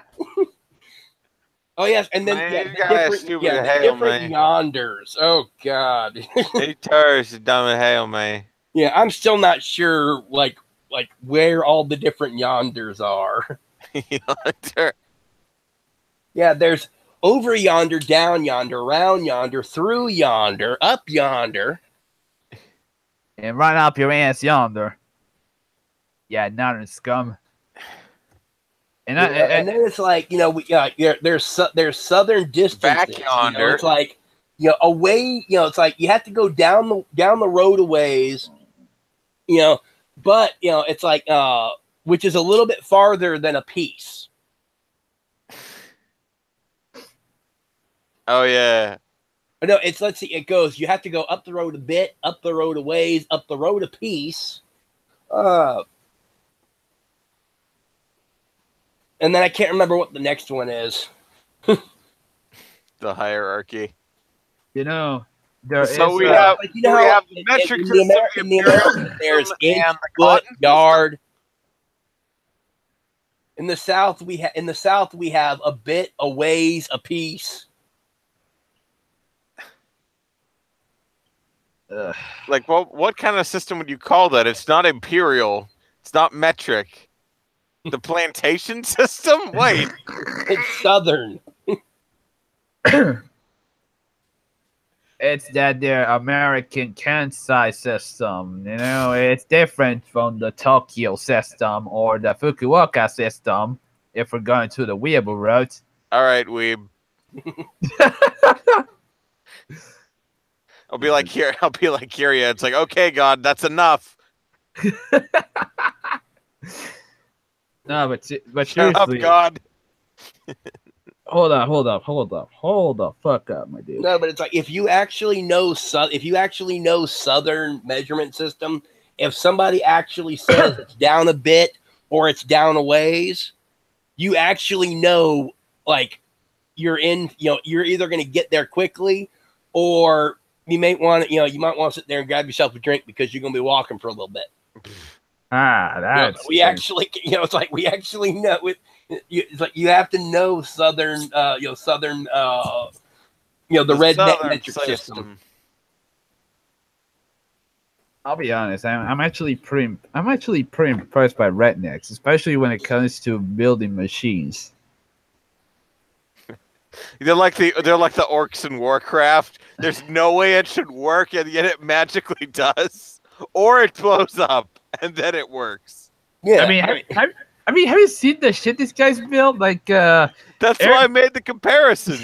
yeah, I mean, if you cannot fix it with duct tape, baling wire, and twine, then shit, man. Why the hell did you get it in the first place? Let's make an orc starfighters in Georgia. They don't even have fucking wings, and they take off from the ground anyway. Yeah, but I told you just need a few rolls of duct tape, and it's halfway to the moon by now. Yeah. Although people make fun of the fact that we will duct tape everything, and they forget about the fact that one of the major tools in the NASA repair kit for the shuttle is rolls of duct tape. Yeah. Hey, if it works for NASA, why complain? No, it's just you open the door to NASA and it's just a bunch of rednecks. Well, what did you expect? The city boys never get anything done. Hey, we got these ALMAOs over there, and they're trying to get in. We might as well seal the motherfucker with duct tape, No, but seriously, They kept saying, we need a bigger telescope to see the moon's made of cheese. I said, well, why don't you just take a knife and a plate up there and go see ourselves? I had people tell me that my Puerto Rican accent is actually pretty fucking thick. It's like the thickest one they've ever heard. Yeah. I actually had people tell me that I used to be from New York. I wasn't even born in New York, but I sound like a New Yorican. For real, I had people telling me that I sound like a New Yorican. Ew. For real. For real. For real. Like in person, I sound like a New Yorican. I have the New Yorican accent and everything when I speak English. Yeah. Well, yeah. When I was a kid, back I lived in. I was born in Virginia. And then it was like my mom ended up marrying a guy from the Navy after she divorced my father, and we moved up to Massachusetts because that was one of his first duty assignments, out of the academy or out of whatever. I can't remember. I think the academies for officers out of basic. I can't remember what the Navy calls basic though. But yeah, it was like up in Massachusetts was about the first duty assignment, and then we actually ended up staying there pretty much through his entire hitch actually. But yeah, I went through a year of voice training to get my accent under control. Jeez. Yeah, I mean it was bad. I thought it was only a celebrity thing regarding people like Britney Spears. No, I mean anybody can do it. It was just no, my accent was so bad that they the teacher kept suggesting speech therapy like I was a fucking retard. Oh god, that is I was bad. like, no, bitch, I speak the King's English, you bitch. No, but I mean, it was like I was sitting there, I was just talking about how I just because I went to kindergarten in Texas, so I even had a bit of a Spanish accent, started to tinge in. Dude.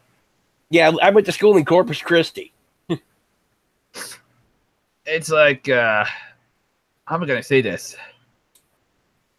Nick, you remember that episode of SpongeBob SquarePants where the guy goes, "Well, I say I can't understand your accent, nigga." Oh yeah. James, I think you kind of felt like I think you had kind of had that. Like they had people saying, "I can't understand your accent." Yeah. That's just there. It was like, I mean, yeah, the teacher get frustrated because I'd ask for a pen. You're like, well, I need to write something. I need a pen.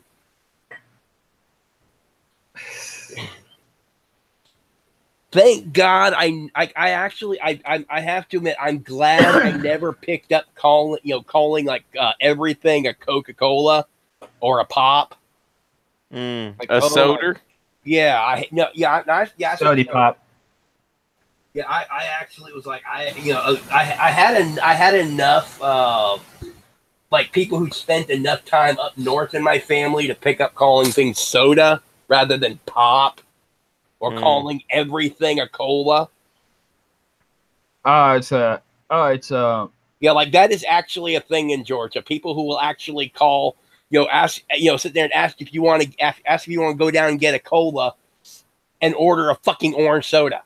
Oh God. Oh no, that's a thing here as well. But yeah, straight up, it's a straight up regional thing. Ooh, shit. Oh wait, I do remember something, and that is this racetrack I used to go to where I used to race when I used to play Forza. Road, what's it called? Oh yeah, fuck, it's not Road America, but rather it's in Braselton. Braselton, Georgia. What's it called again? Damn. Well, what is it? What's it from? It's a race circuit. Pretty well known. Oh, the Atlanta Motor Speedway. Oh, I think that's the one. Raw Atlanta. There we go.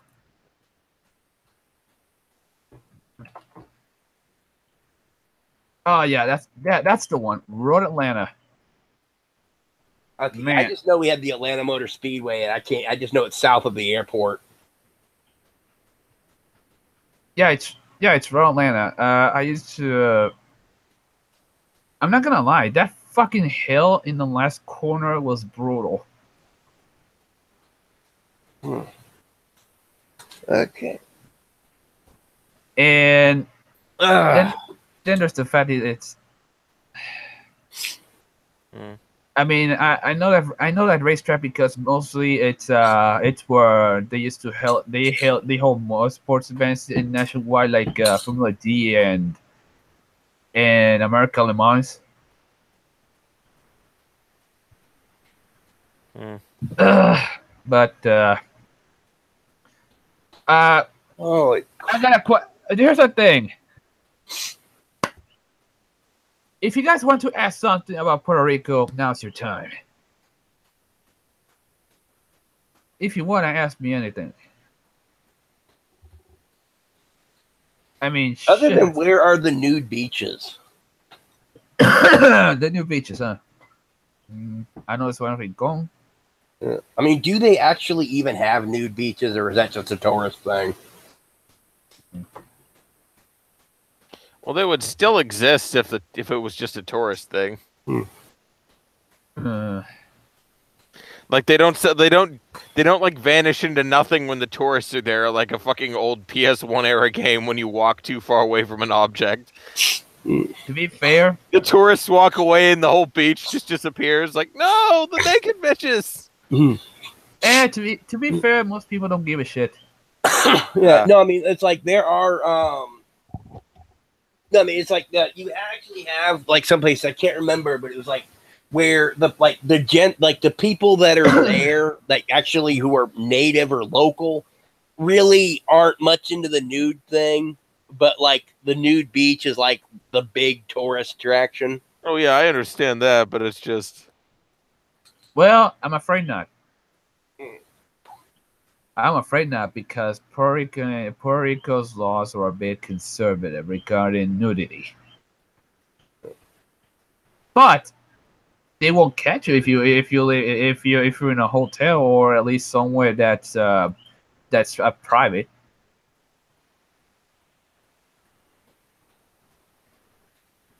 Okay. Let's see.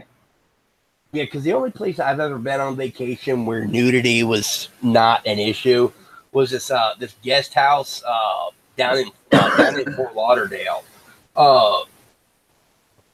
It was clothing optional, and it was like I actually had a lot of fun. Freaking. I'd sit there. I went out at like 2 a.m. I mean, knew the place was clothing optional. Waited till about 2 a.m. when like everybody was asleep, so I could actually go skinny dipping in the pool.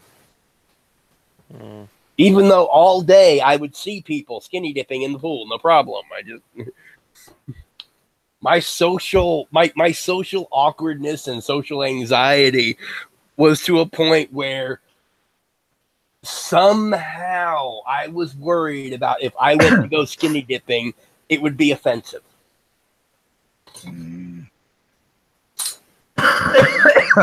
Yeah, my friends actually asked me how I'm as well adjusted as I am. And like, you people don't realize I'm probably more fucked up than all of you. I just don't show it. Yeah, you basically pad your power level. Oh, your lord, what is this? So apparently in Ontario, guess who's running for mayor? Who? Doug Ford, the brother of Rob Ford, who's more famous for smoking crack.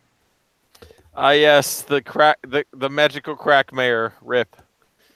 Yes, his brother is his brother. He's gonna continue the legacy. Yeah, wasn't the mayor of Washington D.C. was like busted for smoking crack twice? Yeah, that's got Washington reelected D.C. at least That's not one of them? surprising. No, but then he actually got re-elected after at least one of them. Like I said, it's D.C. It's not surprising. Shit.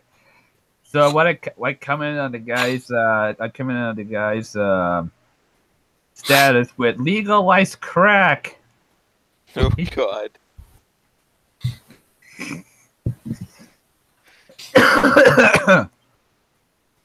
And yeah, and then be like, no, I'm serious. I'm a libertarian. Man, this kid is a wild. Yes, I know what you are. Eat.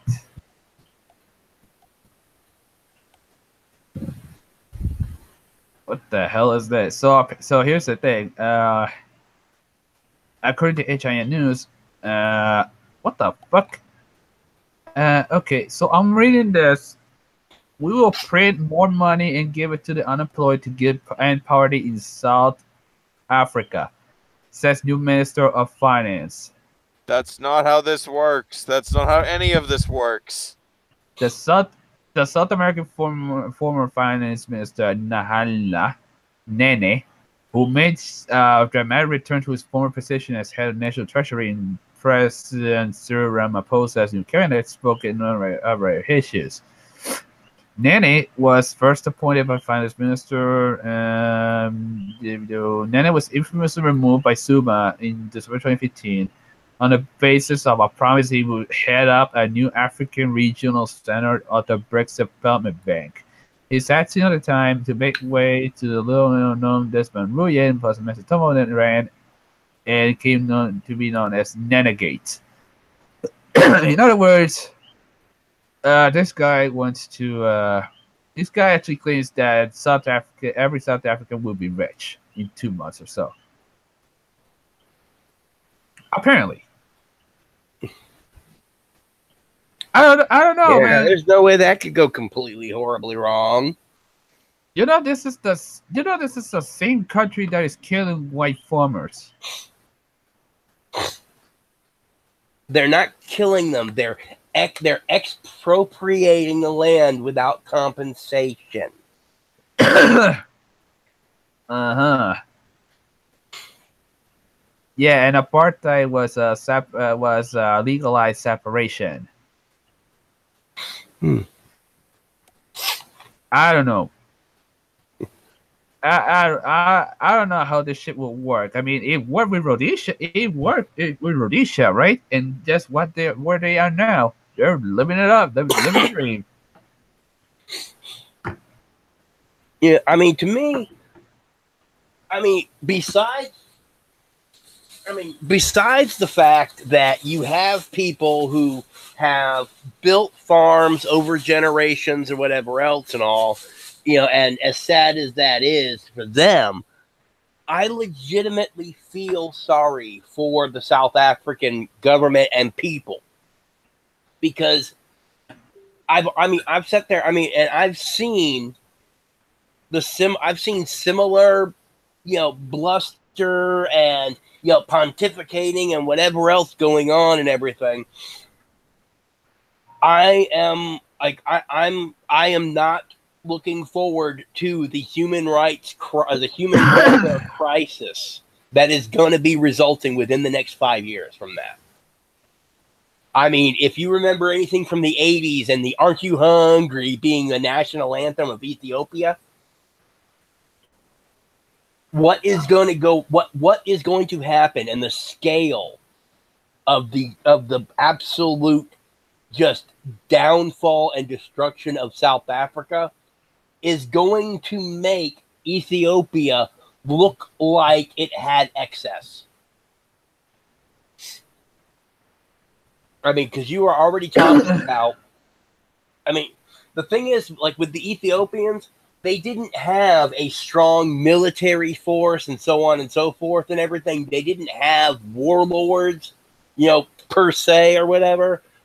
In South Africa, you have warlords with militaries positioned and ready. What's going to happen when the resources run out? Because, the farmers are not there. And the government has sit there and said that, no, the white farmers need to leave and leave the keys, to the tractors and whatever else, and you need to show us how to use them. And it's like... Do these guys even know how to fucking farm? That's the thing, is a lot of them don't. I mean, they sit there and there was a thing, it was like something about 4 out of 5 farms or something like that in South Africa were white owned and so on and so forth and everything. I can't remember what the thing was, but basically, yeah,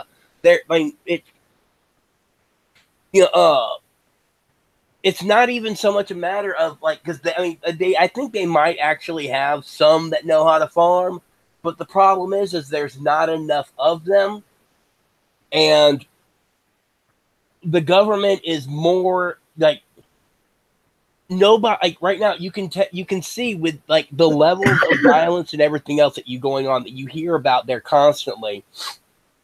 There really are not that many people that are focusing on learning the skills to maintain the infrastructure, much less to be able to grow the infrastructure. I mean, how many, and farming is just the least of their worries. What about electrical workers, plumbers, things like that? How many of them are actually skilled at it? I mean, beyond run red wire from here to here, connect here and here. How many of them are actually electrical engineers? How many of them are going to be able to actually keep the electrical grid running, the plumbing, everything else from that country?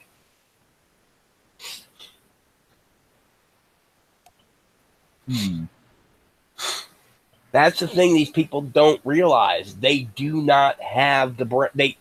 And people get pissed off by saying, when I say brain power, I mean they do not have, like the physical brains contained within the skulls of individual people who know the things that are necessary to keep a major country going. Their whole thing is bring down the white people, bring up the black people, take the land back, whatever else. There's been no talk of what are they going to do after they've gotten rid of all the white people. The fact that there's been no talk tells me that there probably has been no thought of it.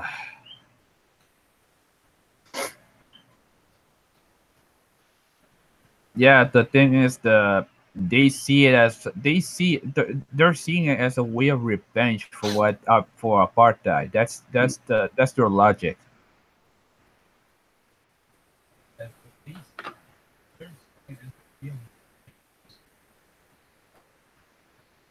Oh dear Lord, look who it is. Yes. Dude, but I was saying that, but yeah, these people, these people are openly singing that they want to kill white people. Yeah, they've actually said that. Yeah, and the thing is like, I've actually listened to the statements made. It's like, we are not going to talk about, like he's said that no, we are not going to talk about killing white people at this point. In one of the early speeches, he actually said, we are not going to discuss killing the white people at this point. I was like, oh fuck, when I heard that. At this time, yeah, they're just planning their revenge. Their so-called revenge against Who's white this people. we're talking about? Oh, we're talking about the white genocide. That's about to happen in South Africa. Yeah, I mean, which the white genocide is a serious concern. But even beyond that, what happens when all the white people are gone and everybody who actually knows how to effectively farm? I mean, anybody can read fertilizer and say, here, pour on ground or whatever. But how many of the farmers that are going to be left after they've gotten rid of the white people actually know that much about crop rotation? Actually know about how to let the land rest while you're harvesting in other areas? Mm-hmm. Growing food is not the problem. Growing enough. I think one of the things that is ironic is that, based on this whole, this SJW thing is like about oppressors and the majority and minority kind of thing, is whites are a minority, but, the SJWs don't see them as because they're white, they don't see them as an oppressed group or whatever, even though they, there is some evidence that they are being killed and being discriminated against. It's really a paradox. Yeah, I mean, they sit there and say whites cannot experience racism because the government and the laws and society is not against them. They have the power. But take a look at South Africa. The government is, in fact, actually against. They have actually instituted laws against white people. Yeah, yeah, they're quite literally not institutionally in power at all. Yeah, and this isn't even like, you can't even sit there and say this is the systemic thing, like saying that, okay, it's now legal to do credit checks to get a job, and that keeps out the black people. They have actually made laws which make stealing from white people legal and encouraged. So how is that not racist? Because now you have race-based laws backed by institutional power against white people. So how can white people not experience racism?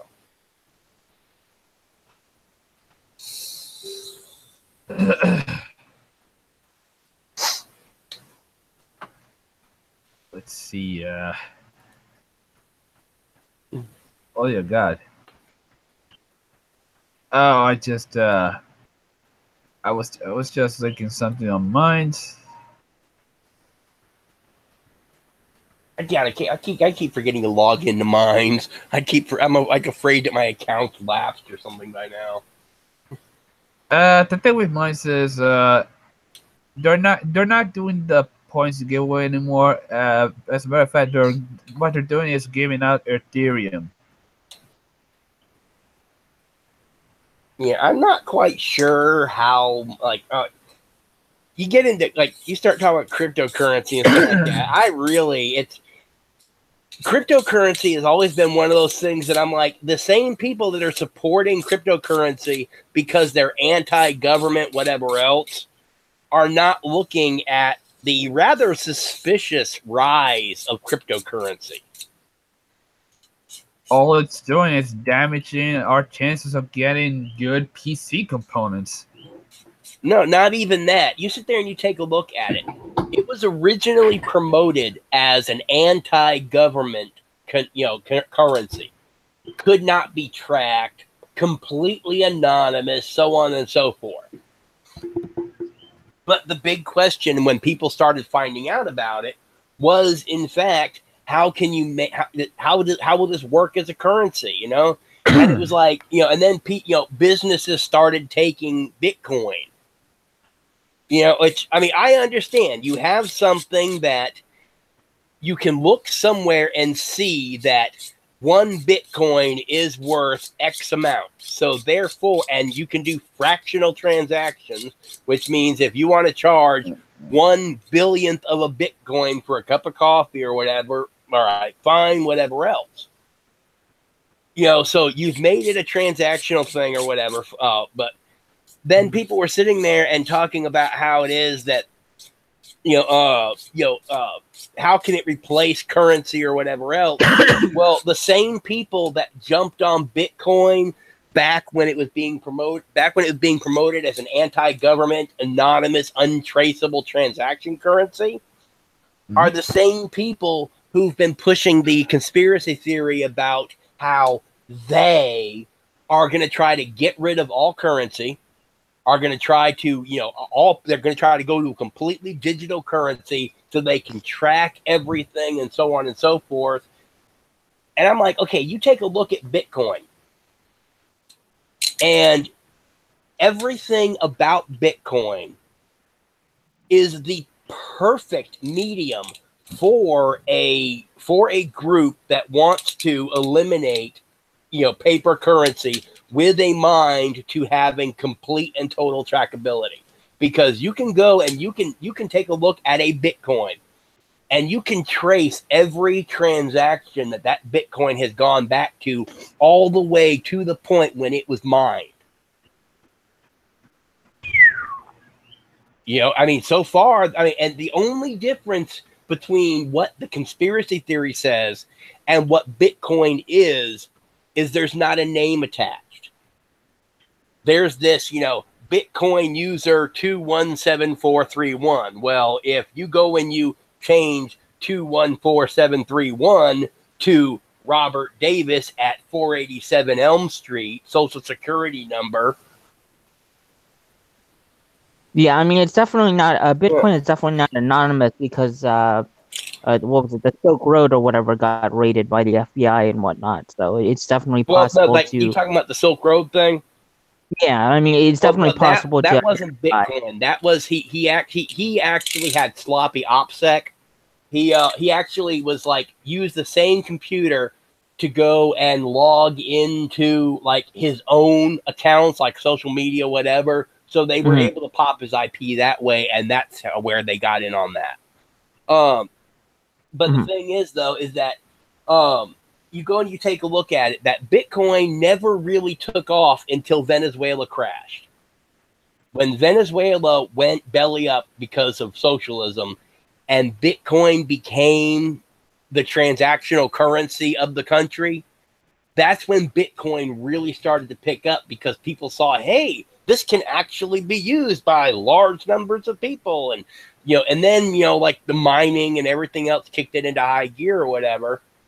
And I'm sorry, it's because I've known way too many people who are not just conspiracy theorists. Like they actually like know what the fuck they're talking about. Like they understand computer security. They understand systems architecture. They understand the technologies and everything else and the methods and the psychology or whatever else behind a lot of these things. And I learned a lot about that. Okay, assuming that these things are true, this is the kind of things that will be necessary. And so when I see something, I'm like, holy shit, this has 10 out of 10 points that would be needed to do this. And now you actually have like governments back. You have the government's been talking about backing Bitcoin and other cryptos. You have actual the U.S. government. Yeah, they've actually been talking about doing they've been actually talking about doing book-backed cryptocurrency. Now, if that does not tell you, I mean, the last I heard about governments was I think Russia was trying to develop their own ruble cryptocurrency. Yeah. That's what I'm saying. You see that there are actually governments in the world that are actually trying to get into cryptocurrency. With blockchain, you can trace every single Bitcoin, or every single cryptocurrency. You can track every transaction from mining all the way until the system crashes. And it was like after Venezuela, that's when it started to pick up, though. I mean, you have banks that are actually talking about getting into cryptocurrency. I mean, I'm sorry, like I said, I'm normally not a big conspiracy nut, but it's just when I start to see things, I'm like, okay, this bears serious watching. That's why I don't get into crypto. Wait a minute. Won't they end up? What's the term? Regulating the shit out of Bitcoin they're on. And see, that's probably will eventually, yeah. It would not be hard to once you actually have banks, or governments with an established cryptocurrency, it would not be hard at all to sit there and bring in a law that says because Bitcoin, Ethereum, and all these others are private individuals. Well, I mean, let's put it this way. Can any of us decide to go get rolls of paper and start printing out money? No. Can we actually legally print, the dollar of Kyrgyzstan? Dude, that alone would take a lot of time, especially and then there's getting the ink, getting the printers, specializing, and I'm then just saying, meticulously. All of that. Besides, believe me, I actually could order the printers and everything else. Like no problem. I've done the searching. It's just an industrial printing press. I mean, that's nothing special. And then there's painstakingly getting the same currency to the same level as the actual real thing. Okay, if you sit there and you go into any one of like 7 different groups that I could probably pull off my list or whatever else, and you posted a question in those Facebook groups, hey, would you guys actually, start using the currency of Kekistan, if we actually set an exchange rate and be like, hey, this is going to be the official meme currency or whatever the fuck. Because all it takes for a currency to be transactional is for enough people to decide that I will take Kekistani dollars for product or service. Because there are other people that if I need food, if I want to pay my electric bill, there is somebody I can actually get electricity from that will take Kekistani dollars. But I'm just saying, separate from that, is it actually even legal for us to go and create a currency? I say no. Well, I mean, that's a good question because if I recall correctly, during the Great Recession and all that, there were a couple of like sort of local currencies that popped up, and if I recall correctly, the government kind of cracked down a bit on it. Exactly. Right now. And back when I saw that government and actual banks were actually looking at getting into cryptocurrency, I was already kind of like, I thought it would have already happened by now. But then when I saw that Facebook was actually talking about a Facebook-backed cryptocurrency, believe me, we are going to see that. It's going to be sitting there, and they're going to say that cryptocurrency is just like any other currency, and civilians cannot create cryptocurrency. And that means, and what they'll probably do is they'll set an exchange rate, like Bitcoin might be worth like 15,000 per Bitcoin. They'll say that we will give you 5,000 USA coin for 1 Bitcoin, or whatever the fuck exchange rate. They're gonna fuck you basically, but still, they'll be able to sit there and say that from now on, it is illegal if you are caught with Bitcoin, whatever else you're trying to do transactions in it. You will be, caught for forgery or counterfeiting, whatever the fuck. They'll find a digital version to call it. But they'll give an amnesty of you can trade in all cryptocurrencies for GovCoin. Yeah, that's what I never understood was like there was a whole bunch of people there's people that I've talked to. It's like, oh, the government, they can't touch Bitcoin and all this other stuff, and it's like they can just make it illegal. Like it's just easy flick of a pen, basically. Yeah, and see the thing is too is all they really need to do is basically just sit there and just have enough like terrorists or human traffickers or something that they can really, put out there as the sacrificial lamb and say that Bitcoin is being used to finance these whatever else. So we now need a cryptocurrency that we can keep track of. We need to be able to know where this money is coming from and where it is going for your safety. Or just not just that, but also considering the fluctuations in Bitcoin, they can be like, well, it's unstable and we need to protect consumers, something along those lines. You guys remember that? You guys remember that incident with BitConnect? I remember no. that, like there was an exchange that was actually shut down because of something. Yeah, I think I recall was that. I think I recall that a lot of it ended up being a scam Involving Bitcoin. Yeah, no, this company called BitConnect. Mm-hmm. And see the other, they don't even have to sit there and do a, they don't even have to make it illegal. Like you already saw, remember there was that massive DDoS attack all along the East Coast. Sort of. It was Okay. it was actually like back during the Hillary email. Hold up. Look at this. It was an exchange platform that has been accused of being a Ponzi scheme based on how it allows users to loan cryptocurrency and rewards users for finding people who won loans from Bitcoin in 2018. The platform closed amid continuous bad press, which includes cease and desist letters and DDoS attacks. Huh.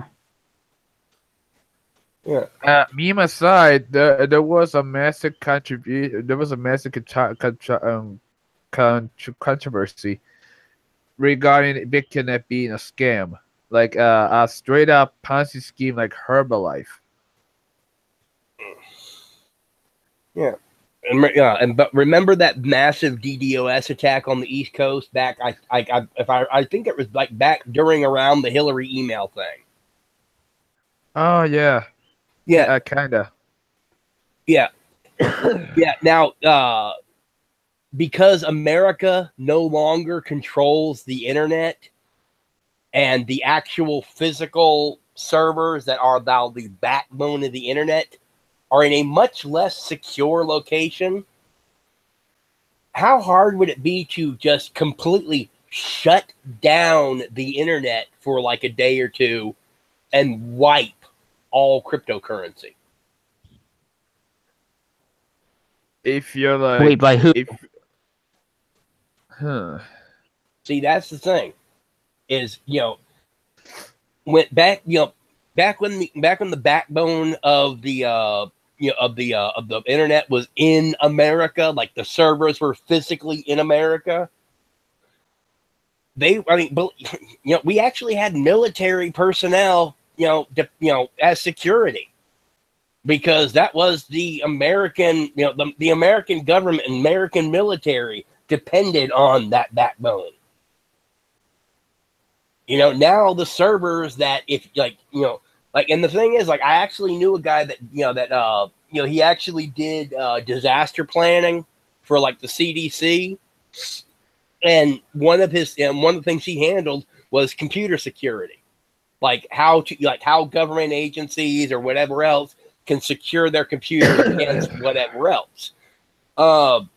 His job was pretty easy because the level of disaster that he planned for was like the asteroid has hit the Earth, the zombies are running around the face of the planet, the ninja pirates have killed everybody. We burn the building and rebuild. That's the level. So his job was pretty easy. He got paid basically to figure out how to blow buildings up. But one of the things is like there actually are. You can go and if you can overload like a few specific servers, you can actually take down like 3/4 of the internet very easily. Huh. Like, the people sit there and they say, "Oh, it's just sci-fi shit, whatever else." It's like, no, there are actually servers. If you know how networks are interlinked and everything, you have nodes that basically become the main junction point between sections of the network. And if you hit a couple of these at the same time, you take down, like, normally if you take out one, then all of the things that were connected to it will connect to somewhere else. Well, they normally will connect to the next one in the chain, basically. If you take out a few specific ones at the same time, they don't have anything else to connect to, because all of the ones that would tell them where to connect to in the case of a shutdown here are also shut down. Mm-hmm. It's like basically imagine you're driving around New York City and all of the power goes out. There are no street lights. What do the cars all do? Right. That is basically what happens with the internet. If you hit a few specific servers. So now that those servers are no longer under American control, they're a lot easier to hit. Mm-hmm. Oh, sorry. So it would not be hard at all, to sit there and get a couple of government-backed cryptocurrencies, especially if they were UN governments who were thinking that, well, the EU worked, and we can do this thing where we have the UN currency, that'll be good for emergencies. The internet goes down. Oh shit! Financial records are gone. It's like, yeah, you got cash or whatever else and all, but if it just so happens that, well, damn, it turns out that the bank stopped using paper records years ago because it was just more efficient. And now the $50,000 you had towards retirement is gone. You can't prove it. I mean, people don't realize a lot of these sci-fi end-of-the-world scenarios are actually very realistic. Mm-hmm. I mean, that's why I guess it's important to, for banks and stuff like that to, have your, don't go to online, just purely online, get your paper, your paper statements and whatnot. They need a backup plan as well. Yeah. But even still, it's like you can have all of the paper records that you want to. Your bank transaction book, oh, that's a nice little thing. That's a holdover from the old days, that if the bank's records say that you don't have that, it doesn't matter whether your bank book is correct. If the bank's records say that you only have $2 when your bank book is saying you have 20,000, guess how much you're able to withdraw? Way less than that. Yeah. And seeing as most bank accounts require a $5 minimum,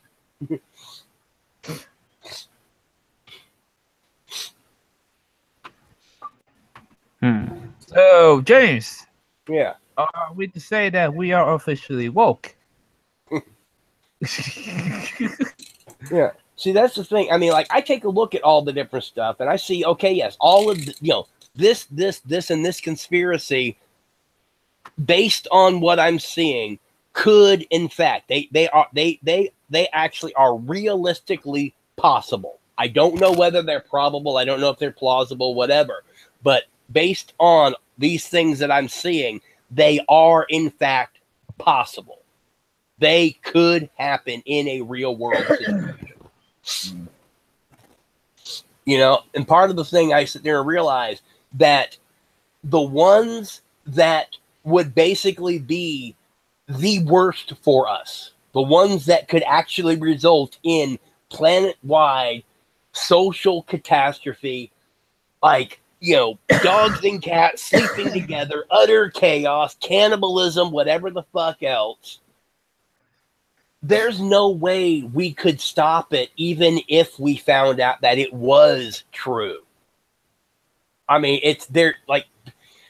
there's so many different stress points that could be triggered off that any one of them could bring down the entire system. It's just, we have so many things in place that do protect us. But realistically, if half the conspiracy theories that I've seen that look like they could actually happen were to, we'd be fucked anyway. So I'm like, I have various and sundry objects that if it came down to it and that person had food and my family needed food, my family would have food.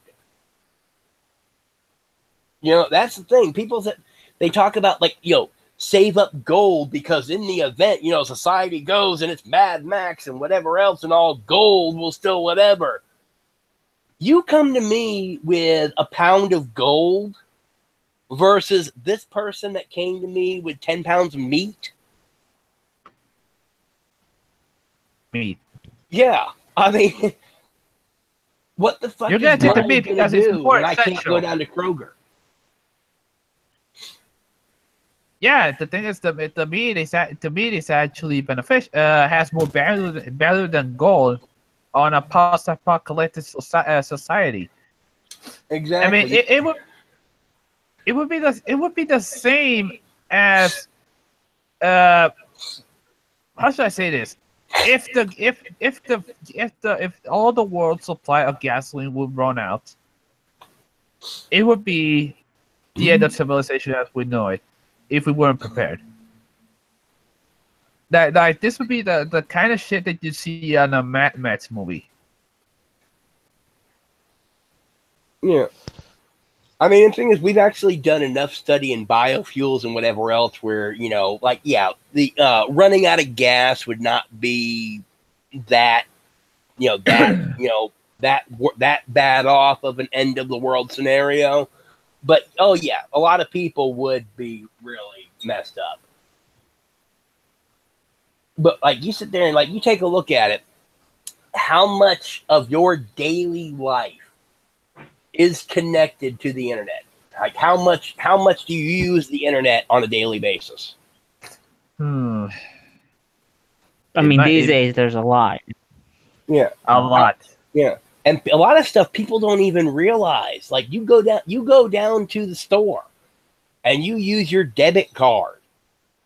If the internet goes down,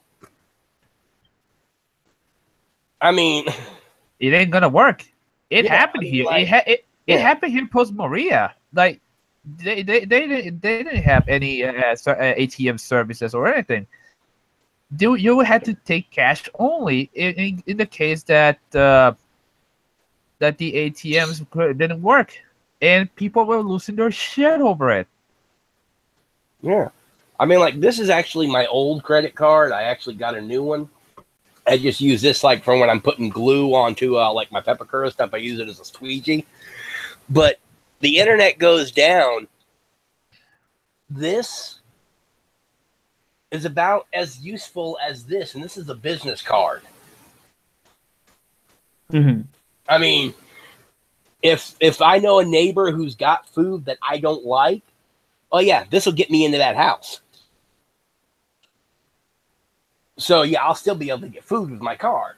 But I mean, like, you take a look at it. I mean, it's like, how many people do you interact with on a daily basis that or let's put, what percentage of people do you interact with on a daily basis through the internet? Let's see. Regarding my, go ahead. Go ahead.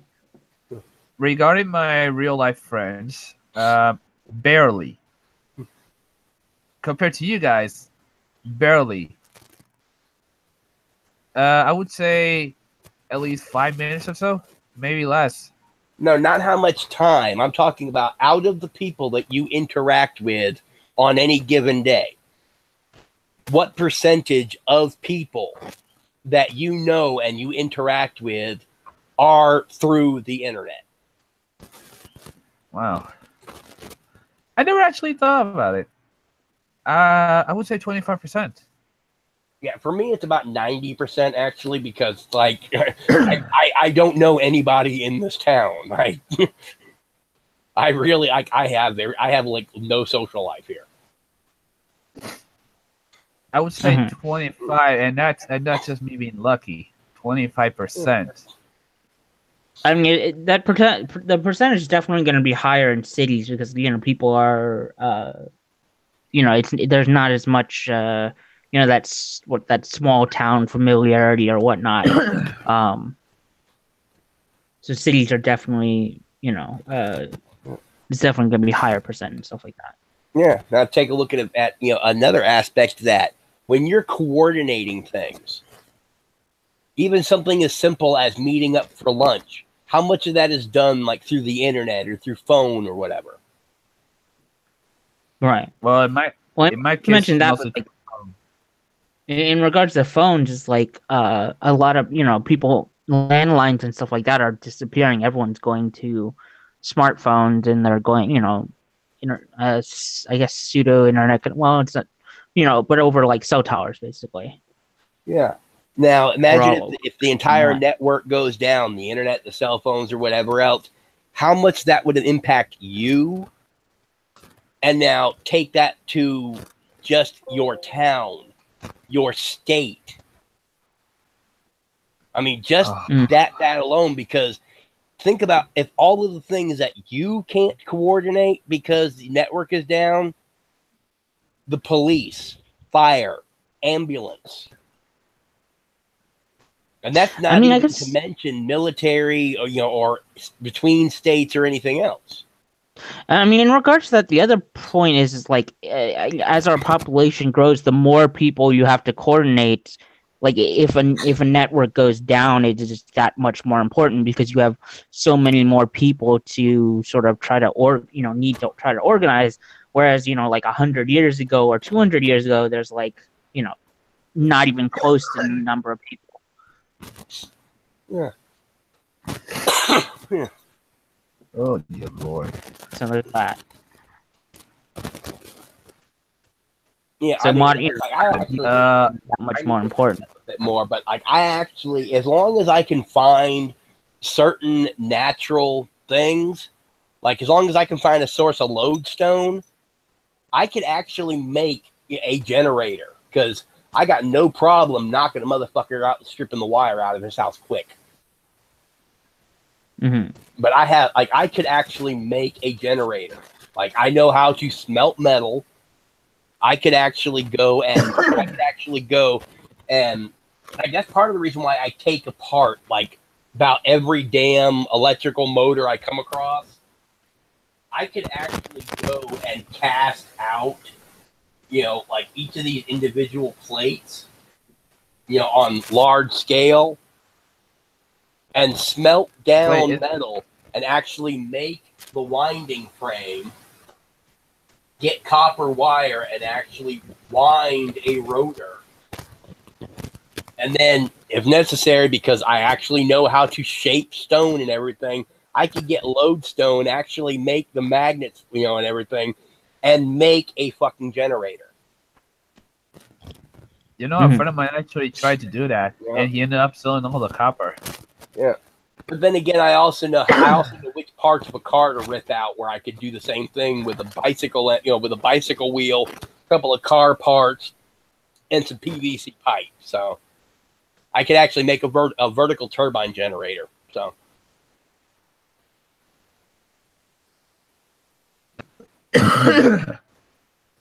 Dude, that reminds me of something. My neighbor did? He took a fucking solar cell, like an actual solar cell that used to be from a post. Yeah. And he went to the local electronics shop. They checked that out, and it still works. Still generates electricity. He used it he actually hooked the fucking battery wire, fucking car battery wires to it so it could charge. I don't know how much it will take, but I know it's gonna take at least 12 hours or so just to get but not enough amps to charge a battery. In other words, not that many amps. Yeah. At least that I know of. You can make voltage converters and things like that would at least give you extra output and all, but I mean, solar cells are basically good as a supplement. You don't ever depend on solar unless you're gonna have you would basically need if I was to sit there and do a full solar setup, all I would run on it would be like my computer, and like maybe a couple of my tools. And that was it. I mean, that would be the sum total of stuff that I would run on a solar system, because you really, I mean, unless I was to sit there and get like friggin' 10 acres of land or 15 acres of land and just friggin' cover it in solar cells, then yeah, I could probably run my house pretty decent. Yeah, it would take quite a lot. Yeah. Indeed. Because here's the I was sorry, gonna Nate. say, I gotta get going, guys. Yeah, I actually need to get going in a minute here myself. Oh wait, we actually have a viewer. Well, see ya. Later, man. See, where's the Yeah. chat link? See who this is. I think that's me. I don't know. Actually, where's the watch link? Because then I'll be able to actually see who the hell, see if we actually have a viewer. I don't know. Actually, where's the watch link? Because then I'll be able to actually see who the hell, see if But don't worry, people are gonna watch this.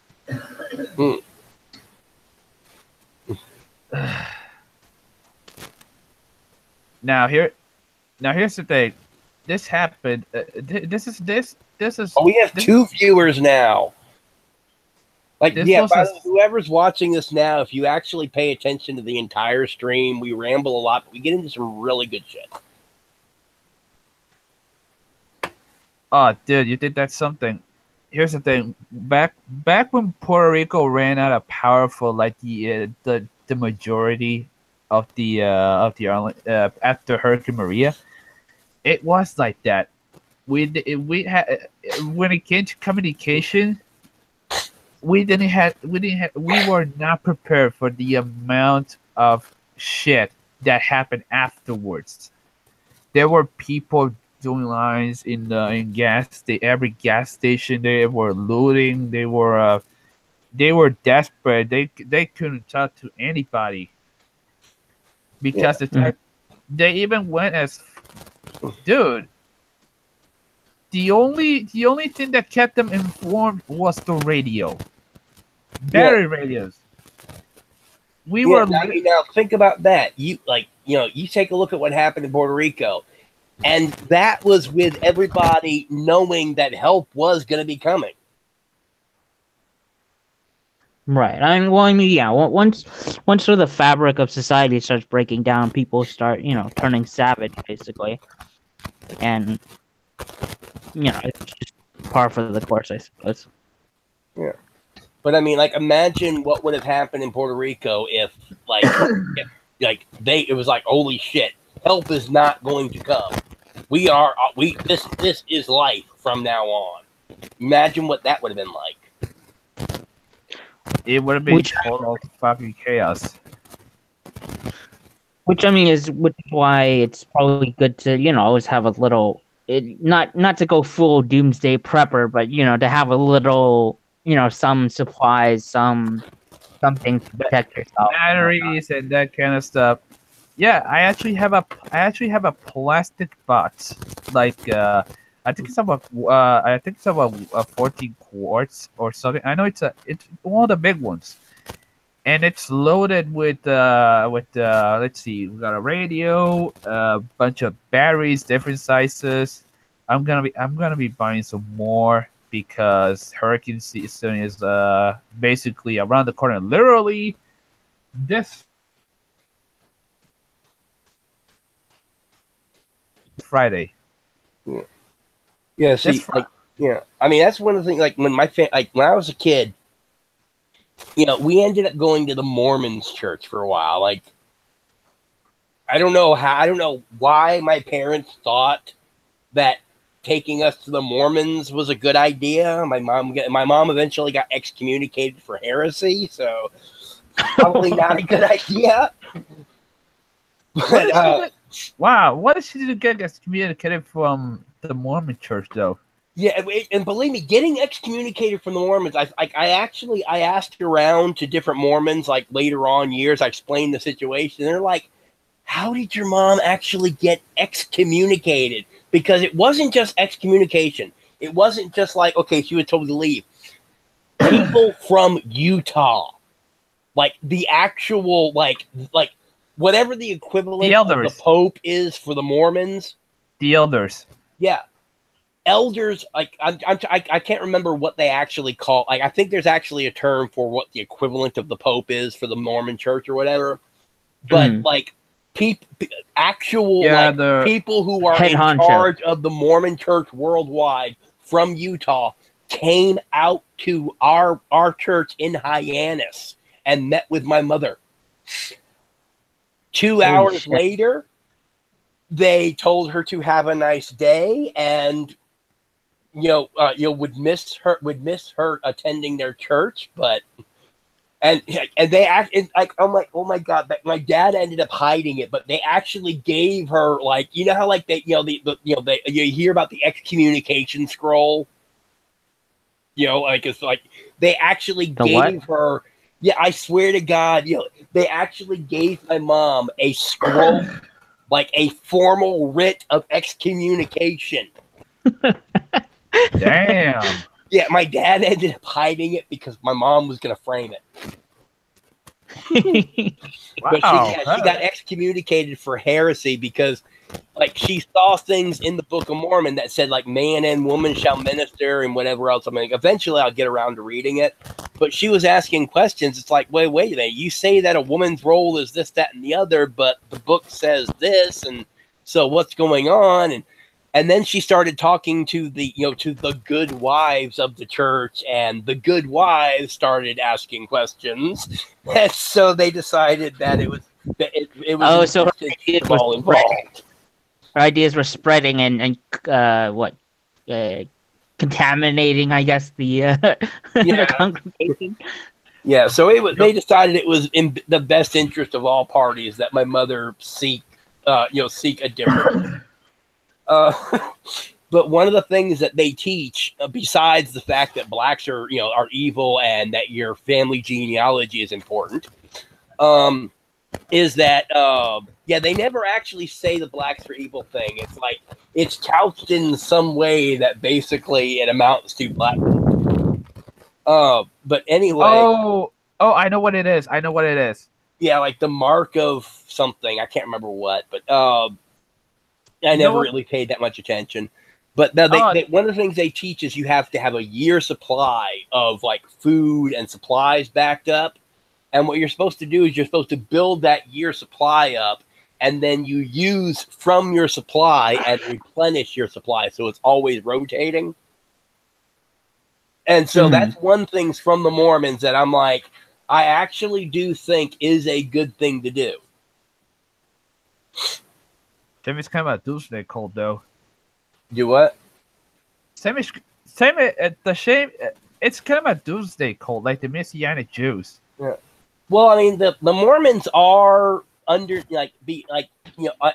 other things, are kind of a doomsday cult, but it's weird. They don't actually talk about like the end of the world, Ragnarok, whatever the fuck and all. It's weird, It's like I can't remember a lot of it. I mean, they're a doomsday cult. Don't get me wrong, but they don't talk about there being a doomsday. It's weird.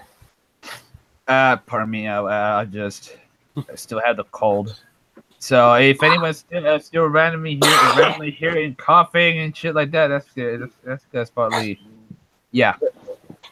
Yeah, I mean, I've always felt that having the year supply of food and everything else is actually a good idea, though. Yeah, but just having something, even in like a, even if you have a natural disaster that isn't total governmental collapse, like. You still might need at least a couple of days worth of supplies and whatnot. Because sometimes it may take a while for help to come and whatnot. Yeah, I mean they say 3 days, which I would say probably about like 60 to 70% of America, a 3-day supply of food, water, and everything else will at least. It'll be okay, because generally, I mean, because like the more common thing you're going to need for that is like if the power goes out because of a hurricane or something like that, whatever else, and I mean usually like 2-3 days, they usually get power back on. I would say realistically though, you really should have like 3 months of a supply, and once you got that 3 months built up. Like the Mormons say, you use from your supply and replenish your supply. So you're always rotating it. So you've always got the freshest possible stuff. Mhm. Yeah. In regards to the Mormonism thing, it says as early as 1908, a church publication stated that blacks could not receive the priesthood because their spirits were less valiant in pre-existence. This was Okay. used as an explanation until 1978, and then Joseph Smith and Brigham Young reasoned that black skin was the result of the curse of Cain or the curse of Ham. Oh, the Uh, mark of Ham. I'm not sure what that. I need to read into that. That's Yeah, it's weird. basically it's the curse of Ham is like kind of like the Mormon equivalent of the mark of Cain. It's actually a Mormon story, but like I can't remember because like when we were doing Sunday school, I was paying more attention to the blonde that sat 2 seats over than what the teacher was saying. Mhm. Let's see. It's a produced. So Joseph Smith, the founder, produced a work called the Book of Abraham. It explicitly denotes an Egyptian king by the name of Pharaoh, who's a descendant of Ham and the Canaanites, who were black, and that Noah cursed his lineage, so they did not have the right to priesthood, and that all Egyptians descended from him. Wait, hold on. Does that mean that Mormons agree with "we was kings" theory? Because it literally says it denotes an Egyptian king by the name of Pharaoh who were black. Yeah, the king's name was Pharaoh. Okay, yeah. There's also a thing about Indian Americans being fallen, rejected angels who followed Lucifer. Oh, yeah. They used to be white, and then they, Elohim changed their color to red. Oh, yeah, because it was like to reflect the fires of hell or something. Like, oh, yeah, believe me, I mean, it's like, yeah, Joseph Smith was, oh, yeah, he avowed racist is putting it mildly. I mean, continue reading. It says Brigham Young was instrumental in officially legalizing slavery in Utah Territory, teaching that the doctrine of slavery was connected to the priesthood ban on black people. Yeah, I mean, Holy shit. God damn. yeah, and people wonder why I ended up joining the Republic of Kekistan. I mean, like, yeah, that was... Like, hot fucking damn. Like, this is like just straight up institutionalized right into the the beginnings of this religion, seems like. Oh yeah, yeah, I mean, yeah, the whole thing, like that South Park episode about the Mormons is actually like that is actually how it happened. That Joseph Smith, friggin', he was shown the plates by the angel Levi, and sat there and on one, like he was on one side of a sheet or a curtain or whatever with the plates, while the person who was doing the transcribing, of everything he said was on the other. And then because of the fact that a woman, the wife of the transcriber, I think, dared to question the veracity of the translation, then therefore it was not allowed. God forbade the original transcription and original stories to be used, but to show his love would allow Joseph to translate this other set of stories, which was basically the same but from different view, and so on and so forth. And that, with the basic, how like the it is not a woman's place to question the wisdom of a man, and God shall strike, whatever the fuck. But yeah, basically, the Book of Mormon is not the original one. That was the one that we were allowed to use because the message we were supposed to get was tainted because a woman questioned it. Dum dum dum dum dum. And it's like, yeah, believe me, it's like people think Islam is like sexist, transphobic, homophobic, racist, whatever else. They've not studied Mormonism. It's just Mormons aren't trying to blow their shit up. You know, I'm gonna be honest here. It actually makes, in some way, it makes more sense than Scientology. Scientology was created on a bet, by the way. I mean, fucking say we got Sea-Doo and all that shit. Yeah. I wonder how many people in the higher up of Scientology actually believe that shit. Well, if you were to question that shit, they would excommunicate you and wipe out your records the same way the Jehovah's Witnesses do to their people. Yeah. Oh no, the Scientologists don't excommunicate you. They have you sent to the retreat, to help battle the Therians or the Thetans or whatever the fuck, which are polluting your soul. And any contact with the outside world during this process, could corrupt you forever. So that's why you can't talk to anybody who goes to the retreat. I mean, the thing is, with the Scientology, though, do they even need to excommunicate you because don't they have the like the confessional video things or whatever, where you basically confess all your sins on videotape? Like with Scientology, it's like I used to know like a bit more about it or whatever else. I actually freaked out some Scientologists who were doing trying they had that the theta tester or whatever the hell that that you hold it's a galvanic skin response meter. But they were sitting there and they were talking and like all they were like, ooh, because I kept making it like spike, and they didn't catch on to the fact that I was doing it rhythmically.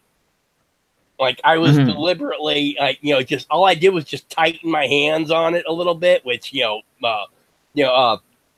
so they didn't realize that I was doing it like in time. And then I actually pointed out to the guy, I'm like, if you take a look at that readout, you'll see it is perfectly in time. I said, I've been clear for 4 years. And he got this look on his face like, oh, fuck. Like, I swear to God, he might have actually thought that I was one of the, the people that the higher ups send out to test, their people. Oh, my Lord. This look on his face of sheer terror. Yeah, they were very paranoid about that. Yeah. Speaking of the other thing that supposedly there's a lot of references. I recently watched a bunch of Battlestar Galactica stuff. The seasons or whatnot, and like in the beginning it was like good, but then like towards the end it started getting really religious and just straight up like prophecy kind of stuff, and it was kind of weird. And apparently the writer was like Mormon, and he inserted a bunch of stuff. I don't know about that. I know that the show started off with a heavy religious bent because the entire reason they were trying to find Earth is because there was a prophecy of the 13th colony.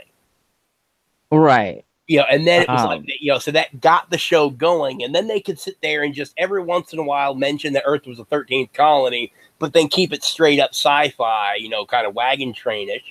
And then it was like, because you got used to the kind of just sci-fi refugee thing, when the religious aspect of it came back in again, it was so forceful and like, oh my God, we have found it. The prophecy is true. The laser space map has shown us the way thing. It was really in your face compared to the rest of the show. Yeah, because I mean, the thing was in the beginning, it seemed, the sort of I watched the reimagined one or whatever, and initially it seemed more along the lines of it was just sort of to keep people together, like the captain or what I forget, the military guy basically said like, I know where it is, in order to give people like a purpose or whatever. But then, like towards the end, it was just like straight up like, oh, it was all true, everything was true, and it's like oh, okay, it's like it's a 1 in 1,000 or 1 in a million chance of all of this actually being true. But whereas in the beginning it was portrayed more as like even the president or whatever of the colonies or whatever was like it's like was sort of using it as a sort of a political tool and stuff like that. But then towards the end, it's like, oh, it was just it's like it actually was all true and all this other stuff, and I'm just like, Yeah.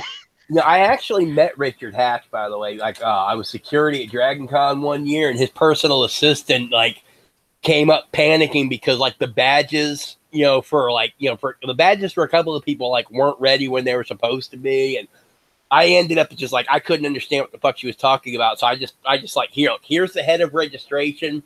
He'll get you sorted out. I'm trying to keep an eye on the chick that I'm on doing security with because as soon as we clock off, we're going back to her room and fucking. So, mm-hmm.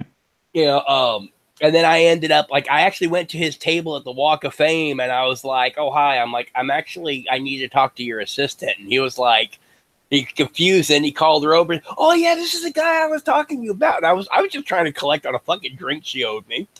For helping her out. But like I sat there and like I talked to him for a little bit about the remake thing, and he actually agreed that like, I mean, it was a good show, but like they were trying to do too much at one time with it.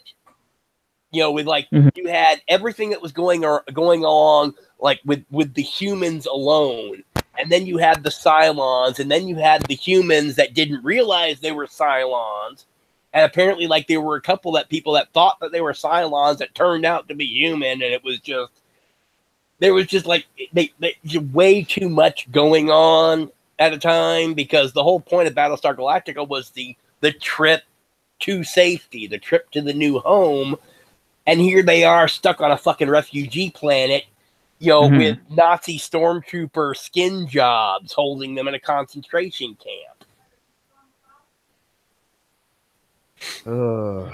Yeah, it was just I mean, because like initially the beginning was like a very interesting concept, and then you're right, it just started feel like just because then they like did a human Cylon alliance, and that just happened within the space of like an episode or two or something like that, and it was just it's like they've been chasing these people for like 4 or 5 years or something like that, and just like boom, the alliance comes in, and it just didn't seem as I mean, I think it was like the 4th season, and it just like boom, there's a Cylon alliance with the humans after they've been chasing them for 5 years, and it just didn't seem as believable, and then they filled it. Yeah, it's just they were just trying to cram everything in. Yeah, and I maybe like they were expecting to continue, have additional, like a 5th or 6th season maybe, and they're like, well, we're just gonna stick all the ideas that we originally were gonna have or something. I don't know. But yeah, Richard Hatch is actually kind of cool though, or was before he died. But yeah, what the hell were we talking about anyway? We're like, the Scientology thing. How we got onto this in the first place. Scientology was actually created on a bet. Wait, really? What? Yes, L. Ron Hubbard and a friend of his were talking. It was like it's something that Scientologists like don't like that actually got out, and very few people actually know it. But L. Ron Hubbard and I can't remember who the other guy was, but they were sitting there and they were talking, and basically it was like because L. Ron Hubbard was a very successful sci-fi writer at the time. And it was basically joking about how it is that one of his friends said that I bet you could create a religion and people would follow it because you're such a popular writer. And he was like, it was like, so they sit there. It was like a $50 bet. So he wrote Scientology, and it took off from there.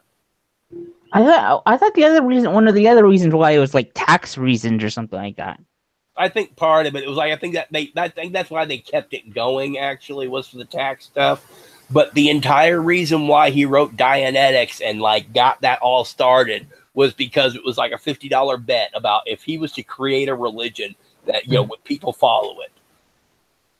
I mean, obviously, the God and all of this other stuff, it was preordained that he made that bet and all that, But yeah, like the whole thing, like Xenu is the messenger, and that it was like, what we call demons are actually malevolent aliens that were like evolved to energy.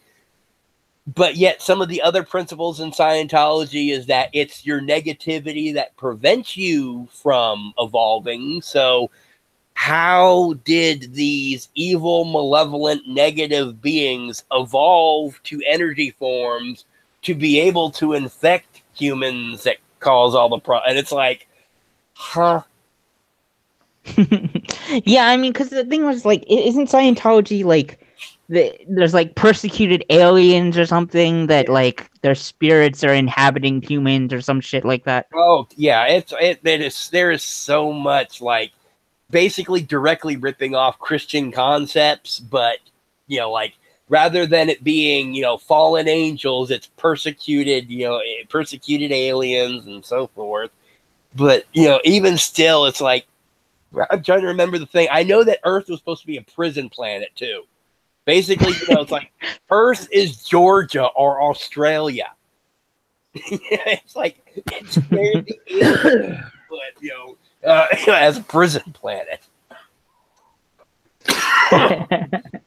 Oh wow. Man. But yeah, oh god, I mean, it's like it's like that. I actually, surprisingly enough, in all the time I've been going to Dragon Con, I have actually not encountered a Scientologist yet. Mm-hmm. Huh. Like I am actually surprised. I mean, you would think a sci-fi convention would be the place that you would actually find somebody trying to recruit for Scientology.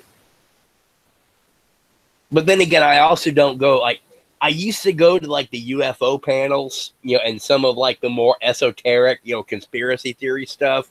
So that might be why I don't encounter them, is because I don't go to like the UFO panels.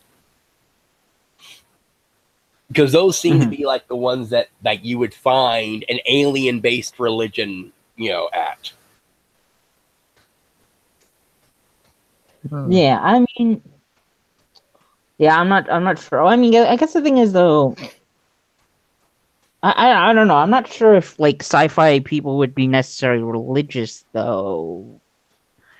Well, I would just, I don't know. Like, you gotta remember, Scientology is part of the reason why it's able to get people who are so analytical and scientific is because of it's so far from religion.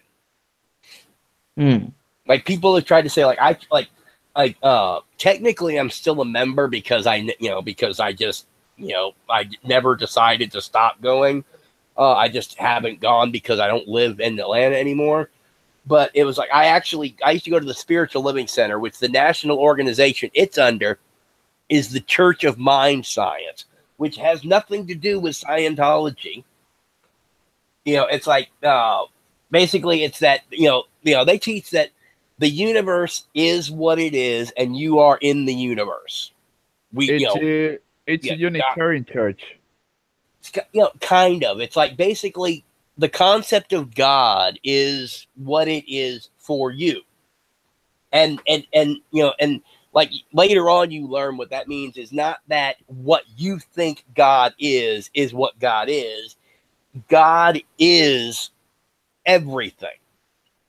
God is, like the God of the Islam, God of Jews, God of Christianity, whatever else.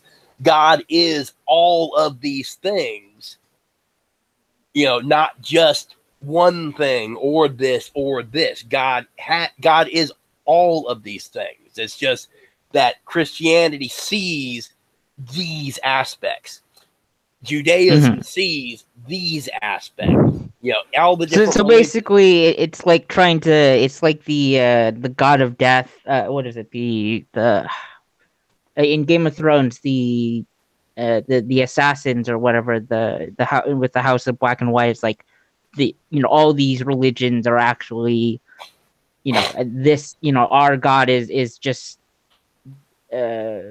being interpreted or whatever in different ways by all these different religions, and it's really just one God. And interesting. I mean, I guess it's an interesting way of sort of trying to steal followers from other religions. It's just like, it's like, oh, your God is actually our God. You're just seeing it wrong. Yeah, basically. And like, 'cause it's actually a very like scientific view on religion, that like prayer, magic, all of the different ways that we call upon the higher power, like whatever is above, to shape the universe according to our will. It's like our kid's sick. Oh God, please make my kid well again. And kid gets well. I mean, obviously, it's a cold. It's going to go away in 3 or 4 days, but you get the point. That, what we pray for and it comes true because we have shaped the universe to our will through whatever means. Now, they call it scripting. And what it is that because what you're thinking about is what you notice. Like if you sit there and you start thinking about blue Volkswagens, you're going to notice every blue Volkswagen that you see. That's why it's like, you have like, attractive magic or whatever. When you do scripting, you are like, they say like, it's because they say it's like, if you are religious, if you are spiritual, then this is the part of it that's for you, is the magic part, the spiritual, the universe shapes for you. If you're scientific and analytical and atheist, then it's the psychological aspects of when you script, you don't sit there and you say, I want a car, I want to be successful. You say, I have a car. They even tell you, even get specific. I have a blue car. I have a blue Chevy four-wheel drive. You write it down as though it is actually true. You don't write it down as though it's going to happen. Write it down as though you are telling somebody that you have your car. And if you are in the spiritual side of it, then you are putting your thoughts to the universe, and the universe is creating what you are saying is. The universe gives you what you see, what you perceive, what you want. In the psychological aspect, if you think as though it is, you become what that is. So if you say, I am successful, I have an amazing business that has lots of clients and makes $200,000 a year, I am competent, I am confident, so on and so forth, then your thinking, your perceptions shift to where you will do the things, you will say the things, you will act in the ways that will bring, you'll impress the client because you'll be more confident. You'll actually get the job done because you're not questioning yourself, because you realize that you are that smart and that you are that good at your job. So it's like if you're scientific or spiritual, it works either way. I mean, this sounds like a wacky, like self-help, like self-help lecture, basically. It is in a way, but it's not. It's like basically, it's like, yeah, because it's like the whole thing about like it's about community and everything else and all. I mean, believe me, to the outsider, I mean, like the first couple times I went, I mean, it seemed cult-like as fuck, But then I sit there and I actually started to look at it and everything, and I'm like, okay, I mean, because I actually was paying attention for the thing. I mean, they actually, like, in cults, they try to isolate you from, your family, friends, or whatever. They try to get you to only interact with the people of the group and so on. And it's like, no, they actually they actually have, like, regular lessons on how to interact with other people and how to try to be a better person. And, like, like if you see somebody who's having a bad day or whatever, like how it is that, just your bearing and your tone of voice might be able to help raise their energy or whatever. I mean, it's like they like everything that you expect a cult to do. They do the exact opposite, which is what threw me for a while. But I actually started following the principles of it. I actually started scripting every day and started actually doing the stuff. And I mean, like I said, whether it's spiritual or whether it's the scientific or whatever, I mean, the shit actually does work. Hmm. That's interesting. Yeah. Well, I mean, they have one book that they actually recommend is Think and Grow Rich, but then they actually have the science of making money or the science of getting rich. And basically, what somebody did was they took Think and Grow Rich and compressed it down to about like 60 pages, and it pretty much amounts to you think about what it is that you want, you make the plan or whatever, and then every day you do something to advance the plan. Whether it's you study up on something that you need to know for it. Whether it's practicing a skill, whether it's actually making contacts for it, whether it's doing 20 push-ups because you're trying to get in shape. And so basically it's just pretty much, it's like, think about what it is you want because you need an actual goal. Think about what it is you need to accomplish that goal, and then go out and do and make that goal. I mean, it's like, because that part of it's peer pressure. I mean, because you're around, like you go to the groups and talk about the thing, and you hear everybody else talk about the success that they've had, this week, where, like, even though they didn't make exactly what it is they were wanting or whatever, they made more than they did last week. And so you feel pressured to actually start following it because you don't want to be the only guy that's sitting there, on his ass, just wasting an hour a week. Mm-hmm. I mean, this sounds like, this is just basic, like, motivational speaker kind of stuff, though, essentially, right? Yeah. I mean, that's... Oh, it is. That's But they also sit there and they put out, like, lots of snacks and coffee and stuff like that in the lobby beforehand, so... Make sure people are awake. Yeah, I mean, it's like I said, I mean, it's one of these things that just, it's hard to explain unless you actually, like, study, just, like, Google Spiritual Living Center of Atlanta and, like, read, like, their statement of belief and, like, there's a statement of prosperity or whatever. The guy that used to be run it, Paul Gagne, was a hell of a lot better than the one they have running it now. Which... Like, the guy that was running it before, actually, it was a community. It wasn't his church. The new guy has turned it into his church. It's like before, like, they like the music that we would, like, you'd sing various songs and stuff. And it was like, we'd sing, like, stuff from the Beatles all the way, like, they had a Bon Jovi song we sang at one point because it matched the message of the week.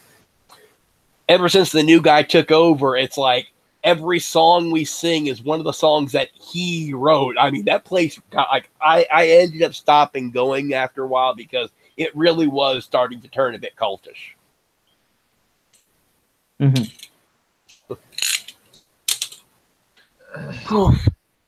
All right, I probably should get off now, but it's good being on for a little bit. Myself too. Yeah, actually, whoever the two viewers are, can you like say hi in chat or something?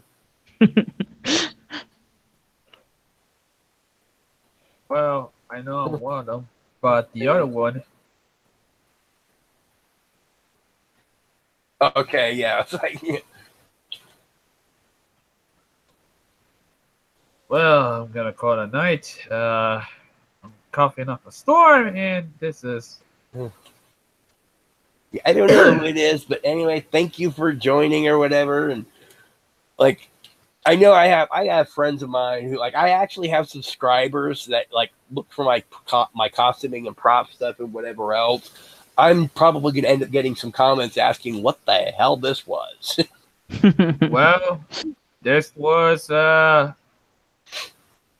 was basically a therapy session, an exercise of free speech, and basically the most autistic, a spin-off of the most autistic stream on YouTube.